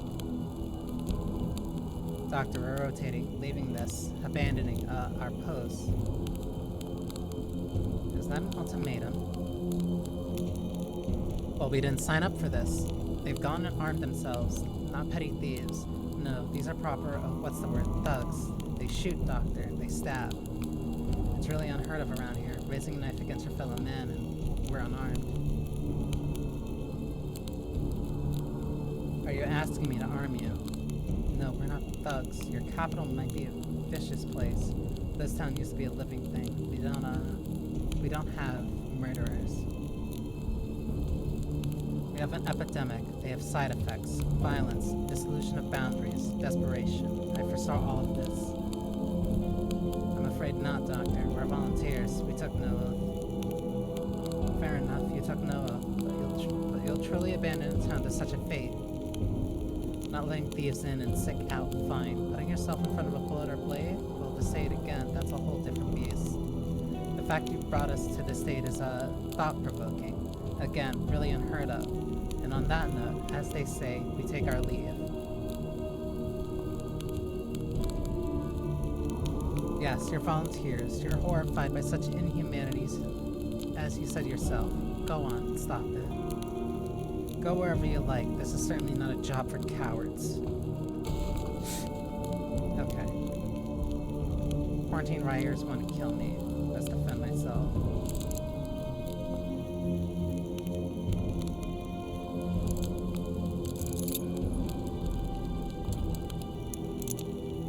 Oh my god.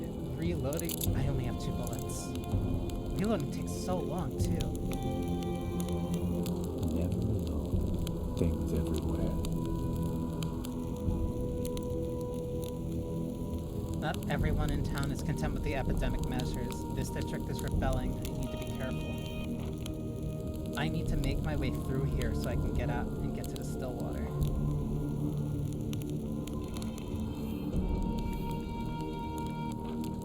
Yeah, and they still look the same too. You're fine. Come here. Your side of a raised weapon will stop riders for a moment.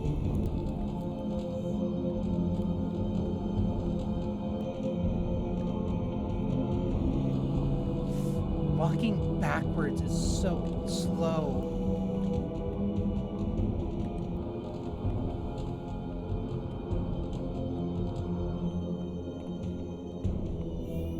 I forgot that there's so much of the world. Stop.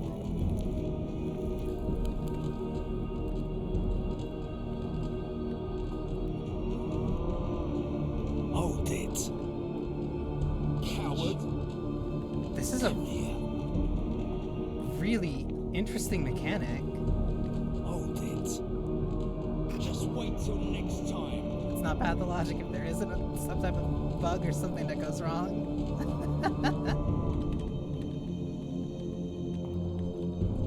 Can I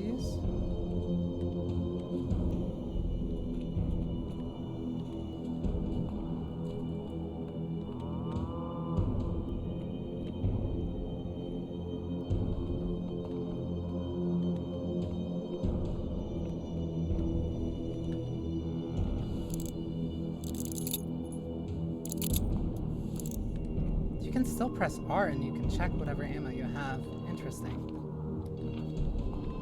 I just need to take the right here. There he is. And I'm apathetic. Oh, this. You know, in house. The clock strikes 0.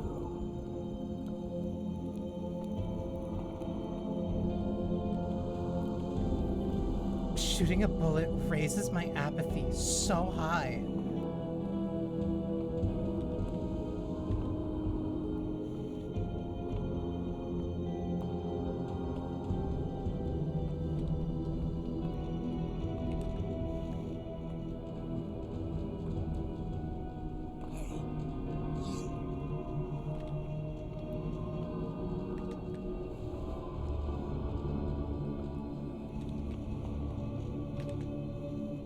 That is a really cool mechanic.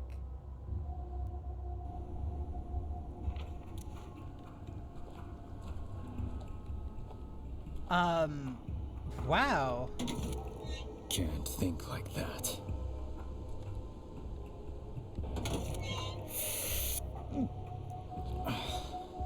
You're like immediately mentally shutting it out.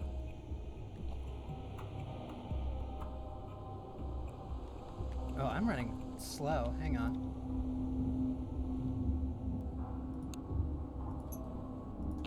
Weird, but tolerable.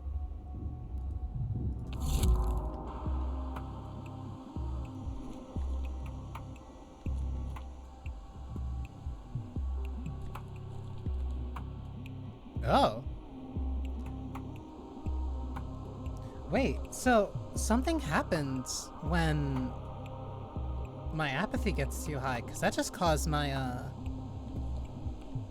that caused a lot of my things to, kind of slow down a lot.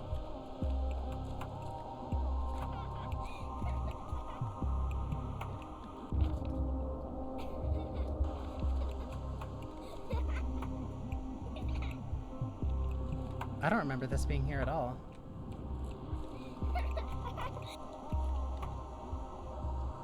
Raise the yellow flag.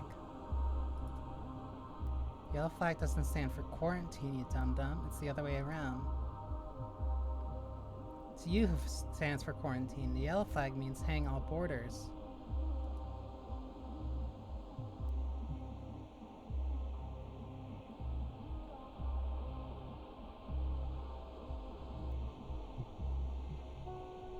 And who are you planning to hang, might I ask? Get us our boat, mister.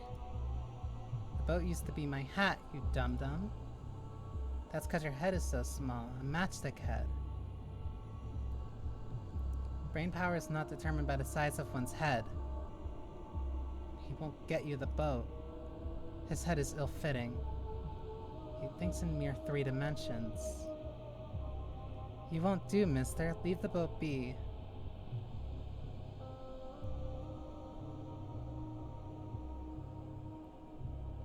You think all this tridimensionality suits my head?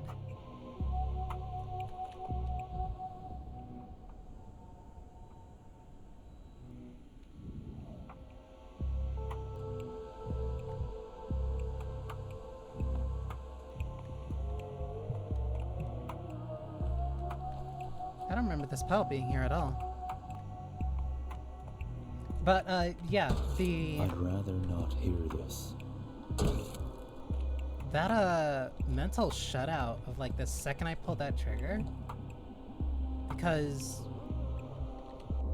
Burrock used to be able to, like, pull a trigger and then a body would drop. Just, like, completely. So I like the idea of, like, a city doctor, like a genuine genuine health practitioner, like, yeah, no, breaking that Hippocratic oath would really mess with him.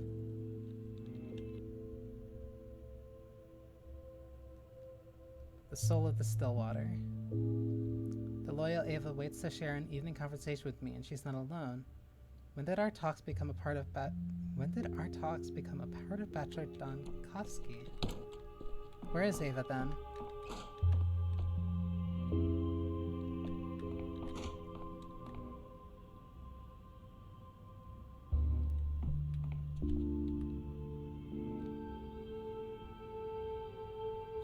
crying?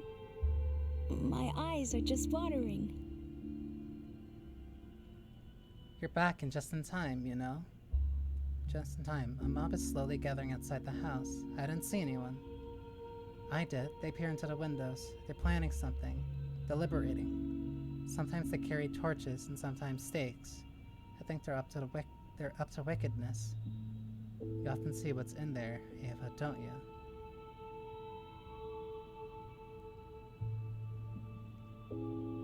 You often see what isn't there, Ava, don't you?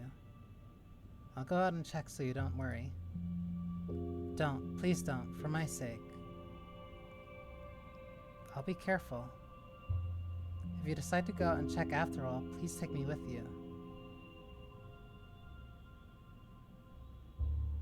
There's no need. I won't be there long. Wait, let's talk a little first, like we always do. You said it yourself yesterday. When you're talking to me, it's like talking to a cat. It's the only way to sort your thoughts. You must have brought so many new thoughts with you. Tell me.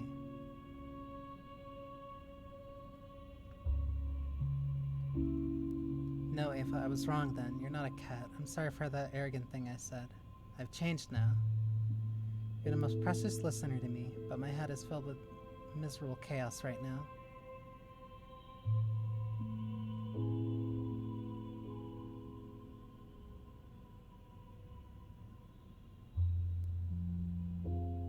These are really interesting.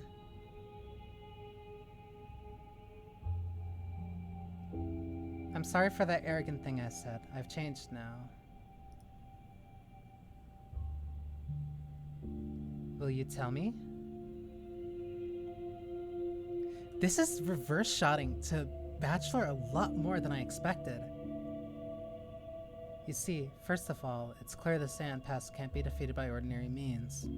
We are so short on time. Creating a vaccine takes weeks, and I don't even have days. Which means we must do something different. But what? How do we find an opening? You believe Simon would help you if you found out where he was. What can replace time when there's not enough of it? Time, on occasion. Ava, time can be replaced with people. But we don't have those here either. As they say, 9 women can't make a baby in a month. One who says that, 2 that is actually a really good quote.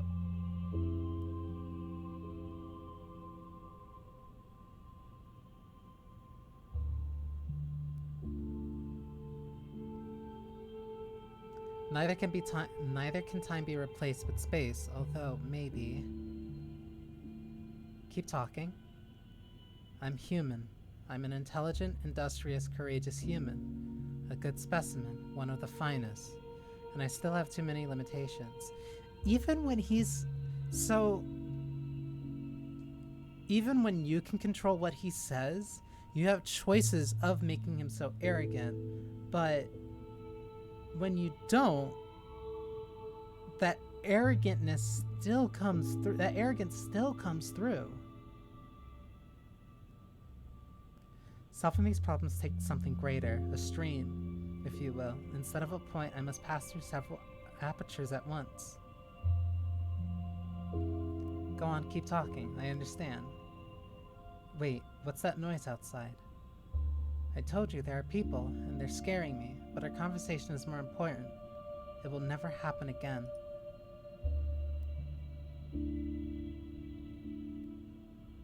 Wait, how much time has passed while we've been talking? I don't know, an hour maybe? You spent a long time thinking.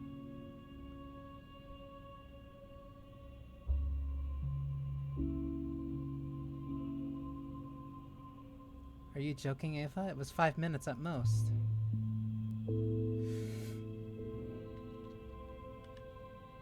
It just jumped like 4 hours.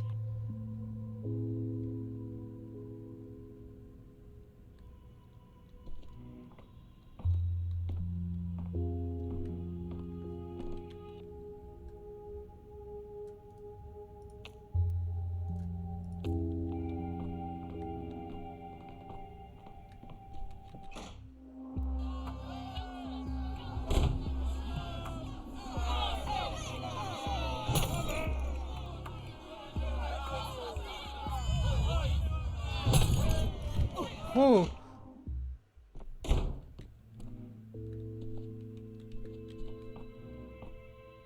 That's, interesting to say the least. I need sleep. It's so hard on you, poor thing. Look, some of your hairs has turned gray in the past days. You're a learned man. Why does it do that? Can someone's hair really get gray so suddenly?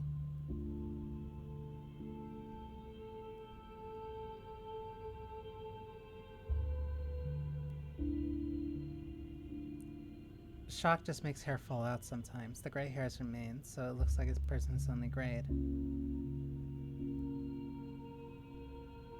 It can, but only over time. The hair that grows after the shock lacks the necessary pigment. It's not instant.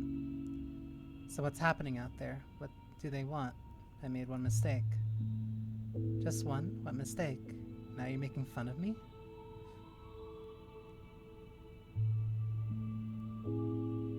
Tell me what it was. Did you make this mistake in the past? Yes. You see, I was trying to tune down the panic and stop the infections from spreading, so I issued some harsh decrees on quarantine measures.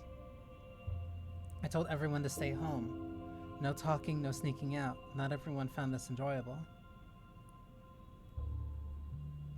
People feel they are powerless, that all they can do is wait for the sand past. Wait for death. It's so hard to wait. It all piled up rather unfortunately.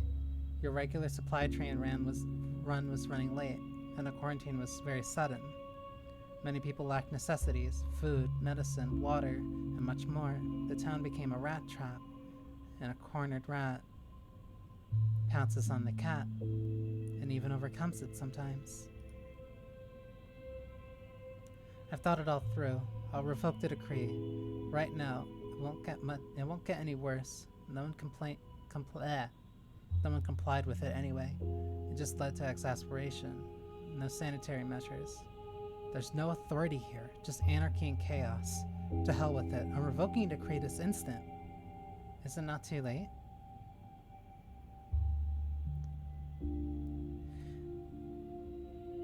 This is so...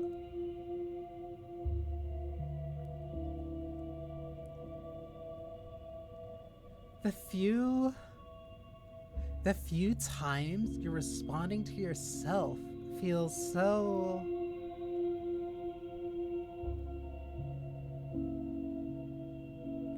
like, it's momentarily taking you out of the bachelor's position to put you into somebody else's so that you can interact with bachelor on your own.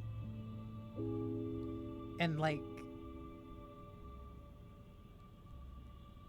it's still kind of role-playing because it's still just limited options that you have, but the way that you're bouncing to and fro from bachelor,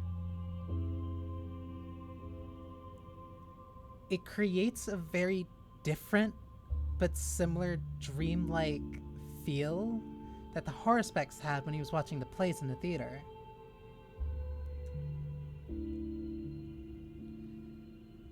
It's something different, but also something similar.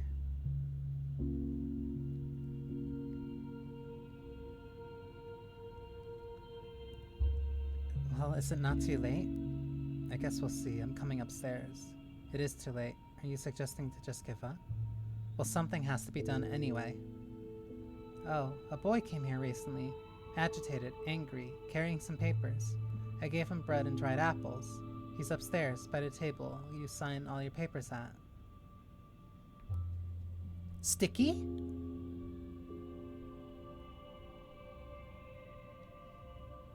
That's Sticky, the town hall's messenger, Nimble Kid. Wait, Sticky came here? What?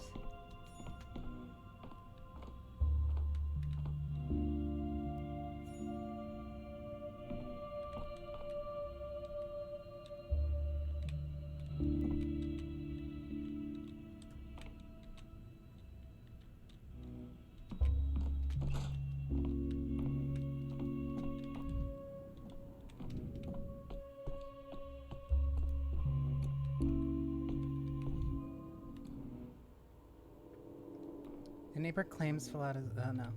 That's just reminding me. 2 more districts need to be quarantined, but how will I get to the hospital?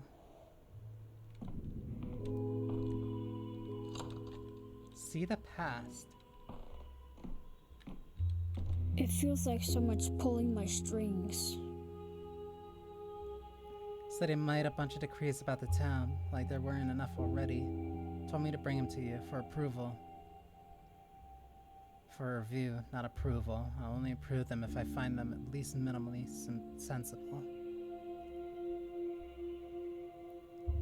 Hold on, boy, I know your face. Not just from the town hall. I've seen you before, elsewhere. I was your assistant when you stopped the outbreak here in the stone yard. Birdies, birdies, gather ye here. Did you forget? You must have the memory of an old fish. Right, I remember now, but that's... When was that? Has it happened already? Can I go now or what? Got a ton to do. Since you're my assistant, assist me in sorting out these papers. You'll have to ask the higher-ups. I just bring you what I'm given. You decree, we carry it out instantly. You got full authority 2 days ago, didn't you? So use it. We'll obey.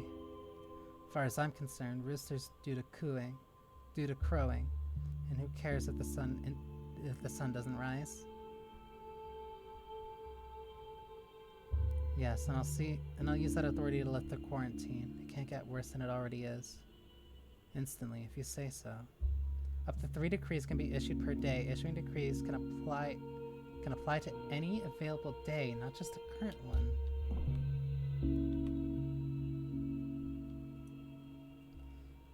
The enacted decree causing problems.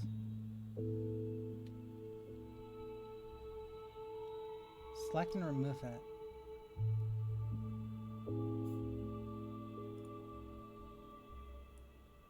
Effects, plus 900 unrest, minus 45 contagion. But it requires fuel.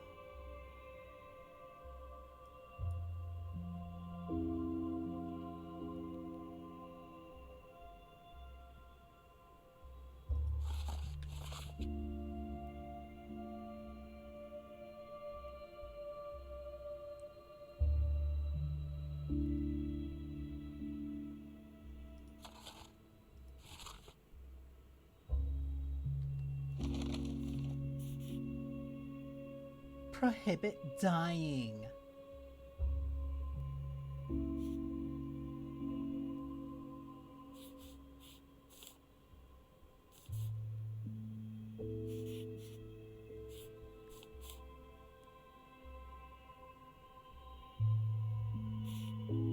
These are all...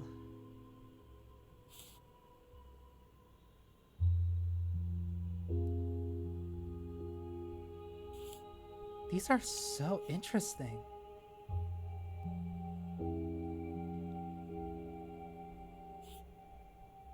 Burn down houses where the signs of infection have been identified.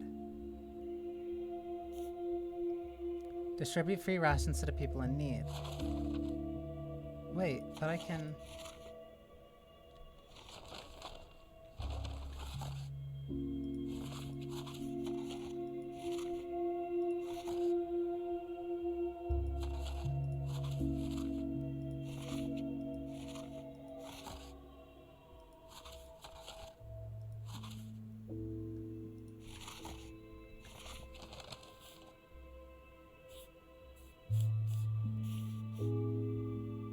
Wait, but...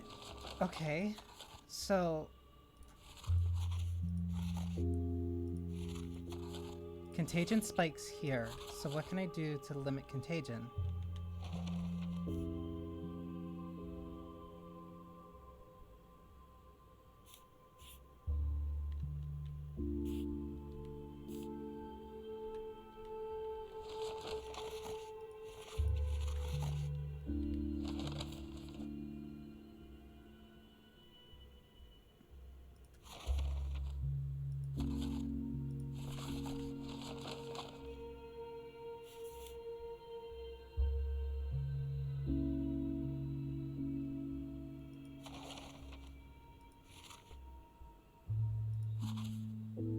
This is so interesting.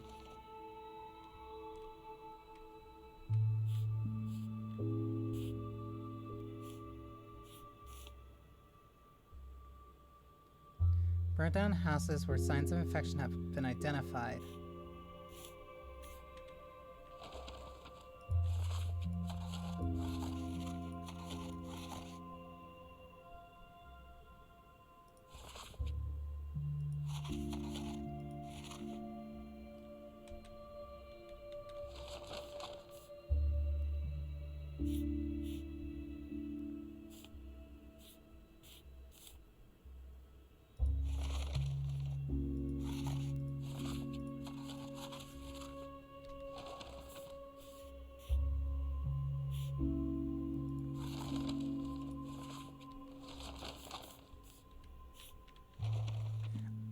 Okay. So...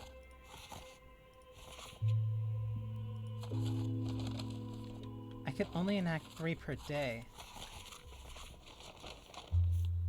But that doesn't mean that I can only enact 3... That does not mean I can only have 3 going on in that day.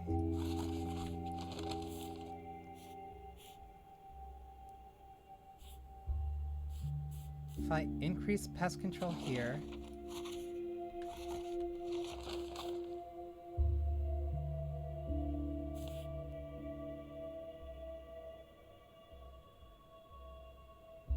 night shifts at Alchemist's factory. If I keep the factory running, I can get more rations.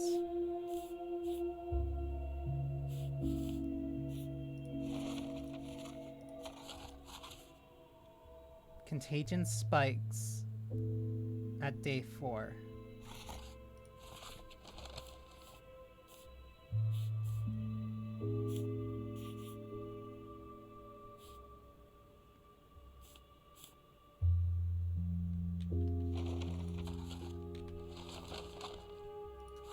I can at least curb it a little here then.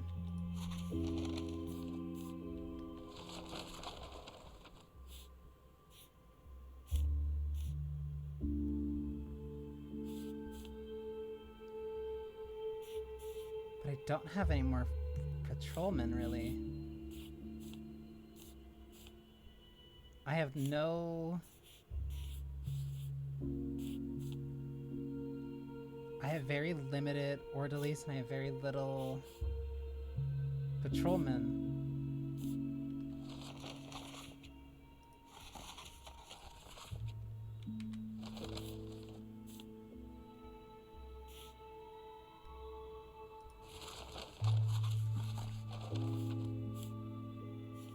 So these are by day, so...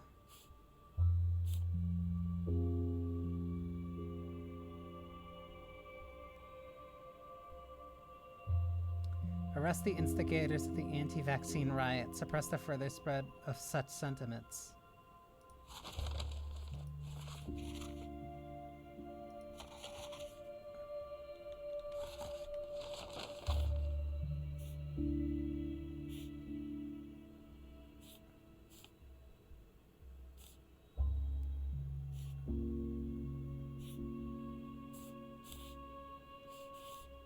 There's no way of curbing the spike on day 4.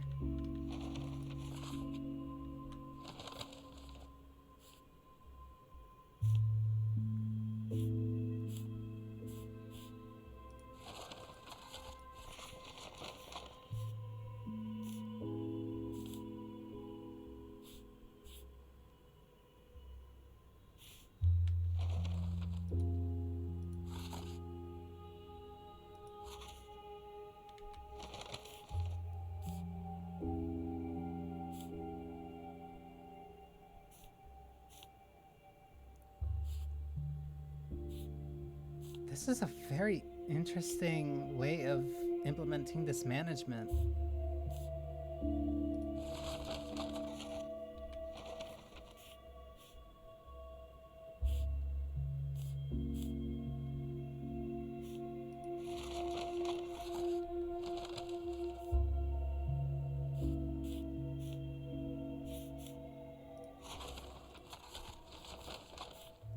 I assume as the game goes on, I'll get different different decrees later on.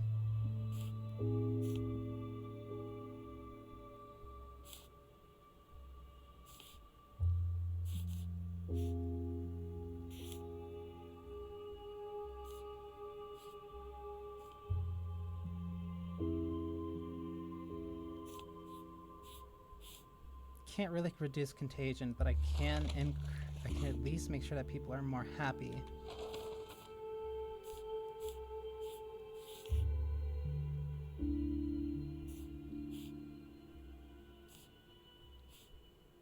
I can't stop contagion from hitting 100% by day 7. I just flat out can't.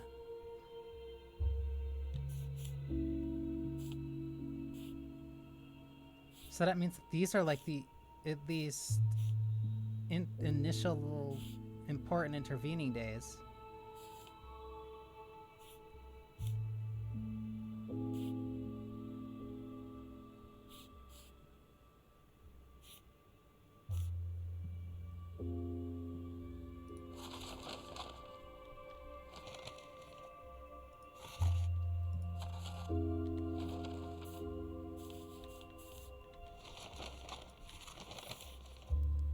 Prohibit mentioning or assisting the step cannibal Shabnak Adi. After all, it's only a myth. You're just controlling speech at that point.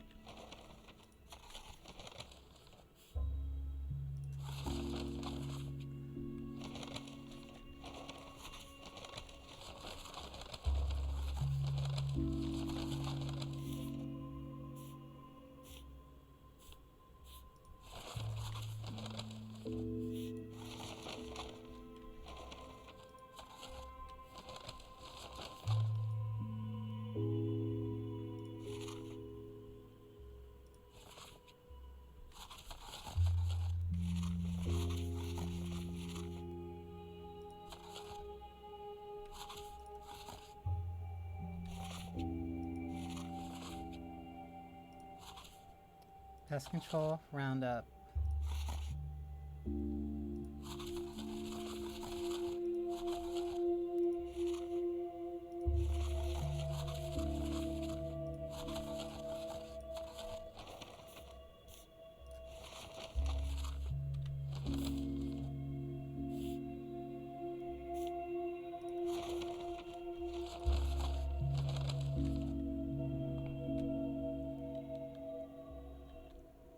Cane boy.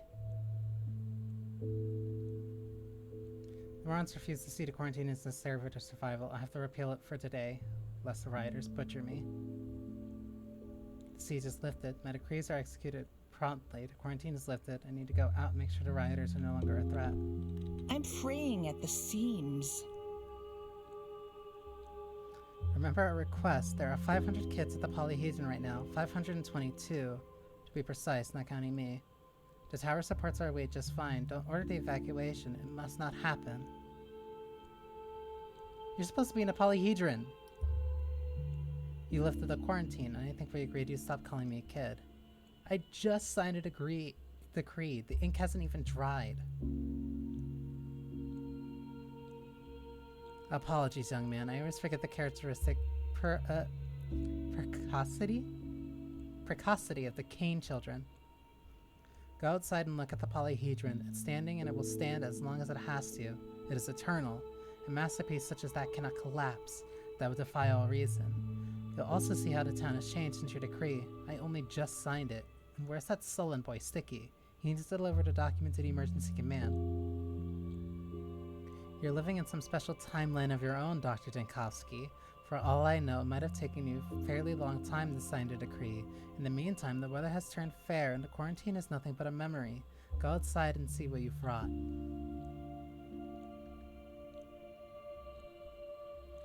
I'll go have a look. My decrees aren't usually this popular in your town.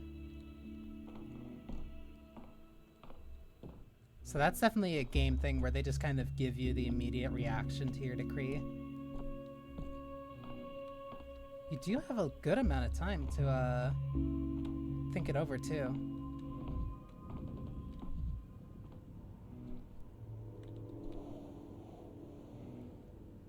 Lose myself for a few minutes in this house, her house, nothing bad can happen.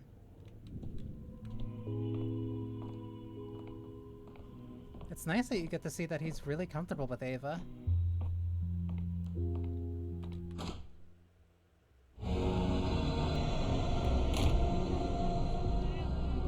What the fuck are you?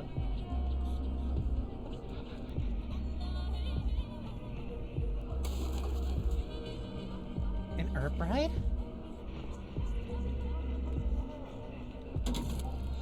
Damn them. You fear me because you fear an end to your loneliness. This is what you see the Shabnak as? Thank you for clearing the way for me. Just wanted to fix my mistake with the quarantine, and I'm neither your friend nor your ally, you damn thing. I could assume this is the case of damned if you do, damned if you don't, as my colleague Gorak put it. Classical medieval story, a doctor talking to the plague, but that's more Clara's thing, the changeling girl. You're not. You're just a smart fellow who finally understood that I'm a blessing, not a curse. That Simon of yours figured it out long ago, by the way. That's why he allowed me into the town. That's why he took my communion. Simon's the one who let you in this time?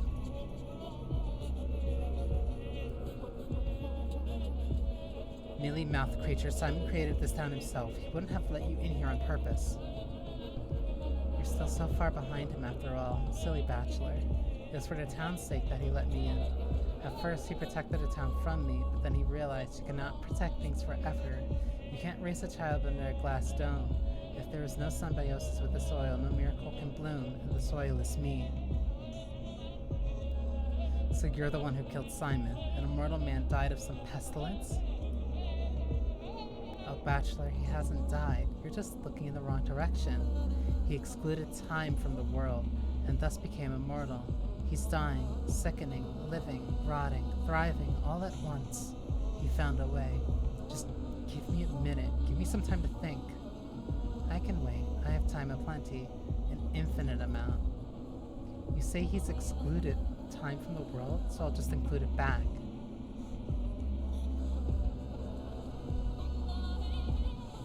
Now, where's my nearest clock? My sundial is useless in this plague mist. Right, there's no more use for sundials. Any sundials anywhere. I've defeated the sun. No matter, I'll find a mechanical clock. I figured out how to fight you. I'll understand it. I understand it now, and not just you either. Everything.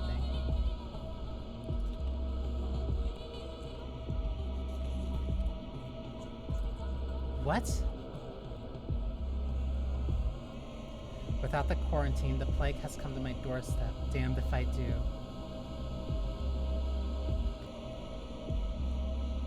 No good decisions. Today I choose either death at the hands of a rioting plebs or plague in Ava's lungs. No hope. If only I'd chosen differently 2 days ago. The past shadows over the future. I need to find a mechanical clock and restart the time. Sounds easy. Easier than anything I do in this town.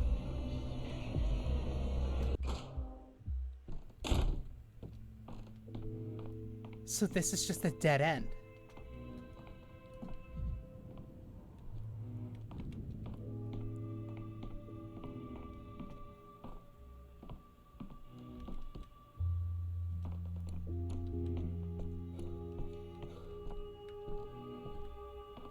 Tragedy Inn. I didn't notice you come in masked. Did someone die here? Is someone going to die? What troubles you, Sanguinier? Your day is over. I've been looking for Simon, but I can't find him. This mystery can only be unraveled slowly, by steps. But there's not enough of me to get it all done. I'm battling the sand pest, but I'm just not getting anywhere. It's too elusive, unknowable, defeated here or re-pierced there. It's not enough for me to deal with. It's not just the illness, it's the chaos. As soon as I've contained the plague, the town erupts into rioting. How do I work in every dimension at once? There's not enough of me. I'm needed both here and at the capital at the same time. My actions at both places are connected, but I can't reach them both at the same time. There's only one of me, and that's not enough.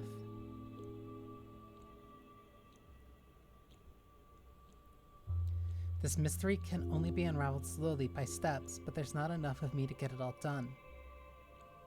A mire indeed, so let it not your grave become. It may be best to cry surrender. At least you've held on to humanity.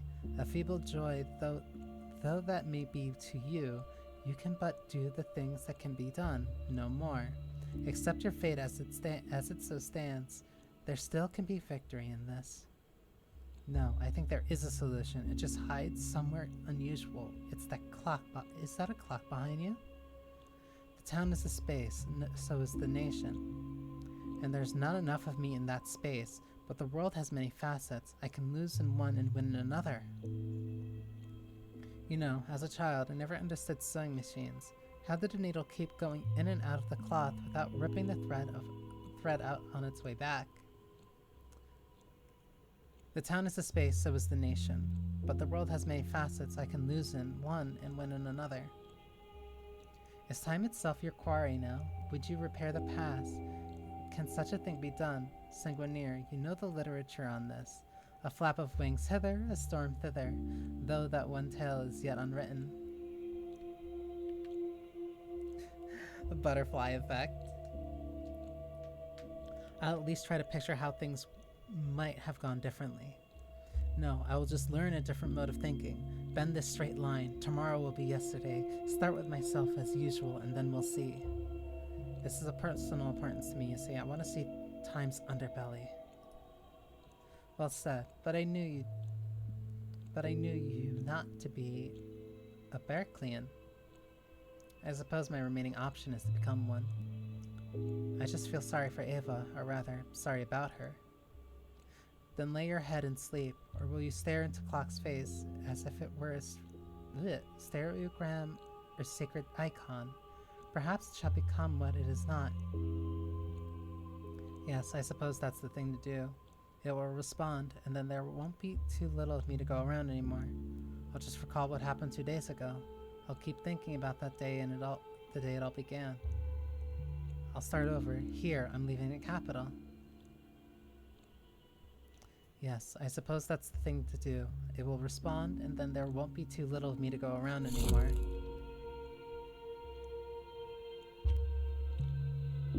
See the past. Telling the story requires time. Time is embodied in amalgam. I will consume it when trying to recall another day. A new day brings new memories. Select a day to explore.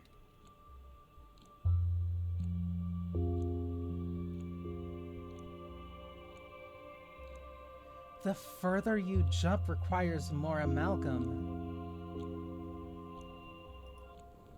So let's go to day 3.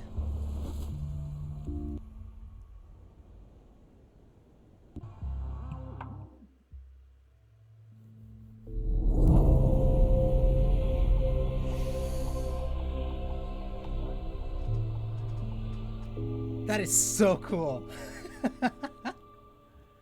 So you can make drastic jumps in a timeline. You just need more amalgam, which means you need more people you need to put more people to rest to take their time.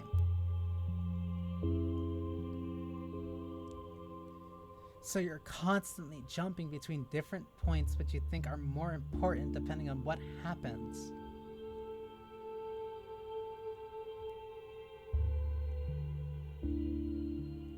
That's so cool.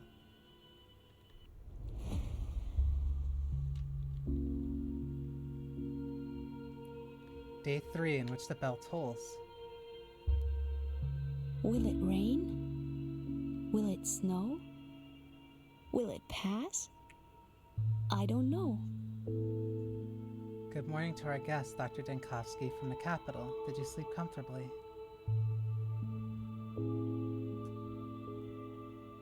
I don't know when this is gonna end. It was atrocious. Never did I shut my eyes, but tossed and turned all night. Confess, did you put a hard pee under my mattress, Ava? There were no bed bugs, good enough for me. I dreamt that I could fly, or rather tried to, and thought I did succeed. And though I did succeed, mine was a strange flight. At not a great altitude and horizontal, less of a flight than a swift glide above the ground. atop an unseen moving platform. But I was yearning for an upward soar, somewhere vertical, and you. What did you dream of?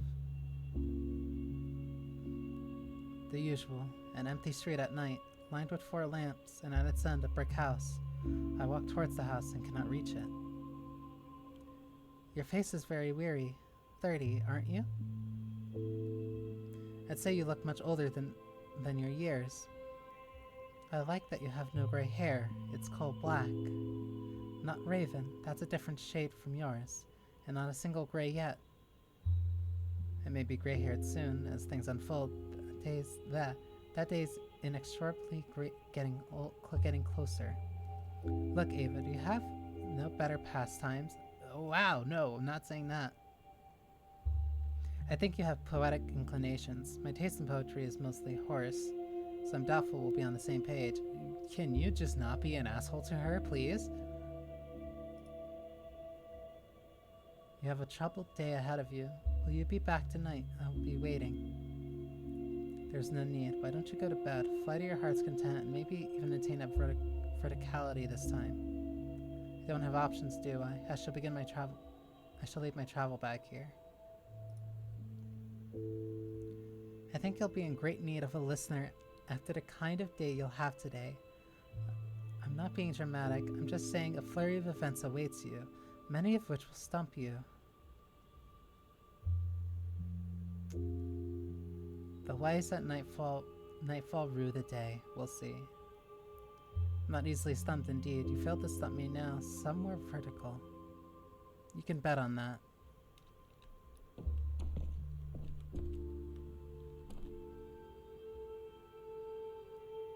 Okay, that's probably where it ends. Yep. Tick tock tock. Oh, I am so excited for this.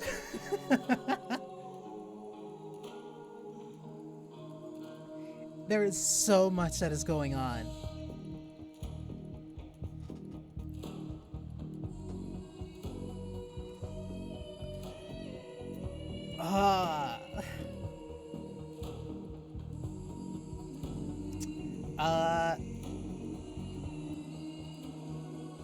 If I were to be honest, start at Pathologic 2.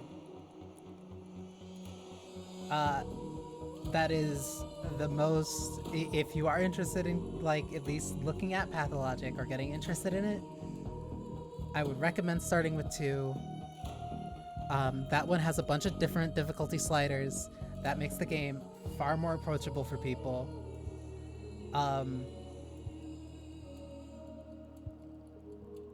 I'd say try the first couple days. Try the first couple days on normal difficulty. I believe that one's named Imago. If you really like it, but it pushes back too hard for you, I would recommend adjusting the settings. It is a very, very interesting game. It makes no concession. It makes more concessions for you than the original does. Use those sliders if you need to. The original is a little bit harder to get into. 3 might end up being more accessible. I don't know how it's going to work when it comes to if it'll have difficulty sliders. I don't know how that would affect things. Depending on how Apathy and Mania progress. But yeah, no. I was very excited to play Pathologic 2. It is a game of all time. I can say that.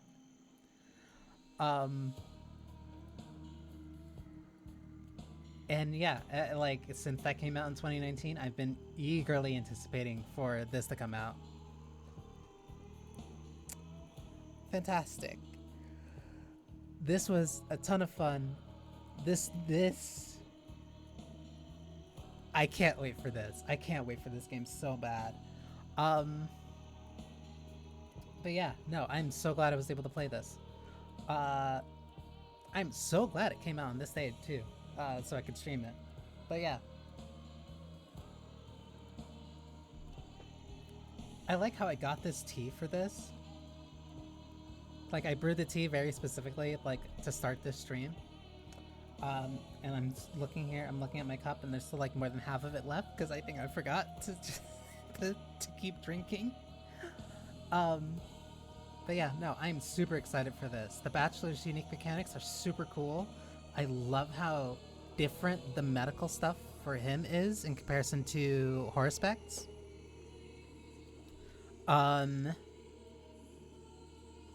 I didn't expect so much of it to change.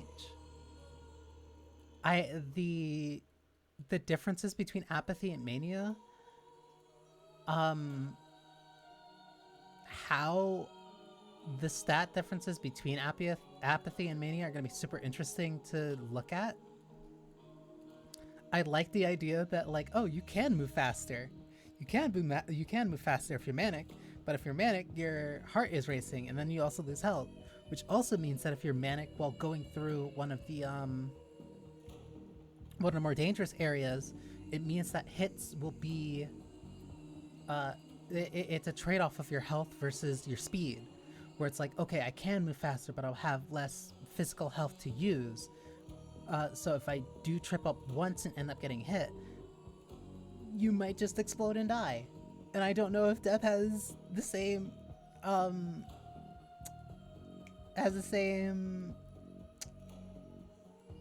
afflictions as the last one will. Yeah. Pathologic 2, like, really is something very special to me, especially for when I played it. So, like, yeah, playing this was such a fun ride. Even if this is just a slight teaser. But yeah, thank you for spending time with me. I hope you enjoyed yourselves. I most certainly enjoyed myself. And I will wait patiently for this game. I will wait very patiently for Pathologic 3. Now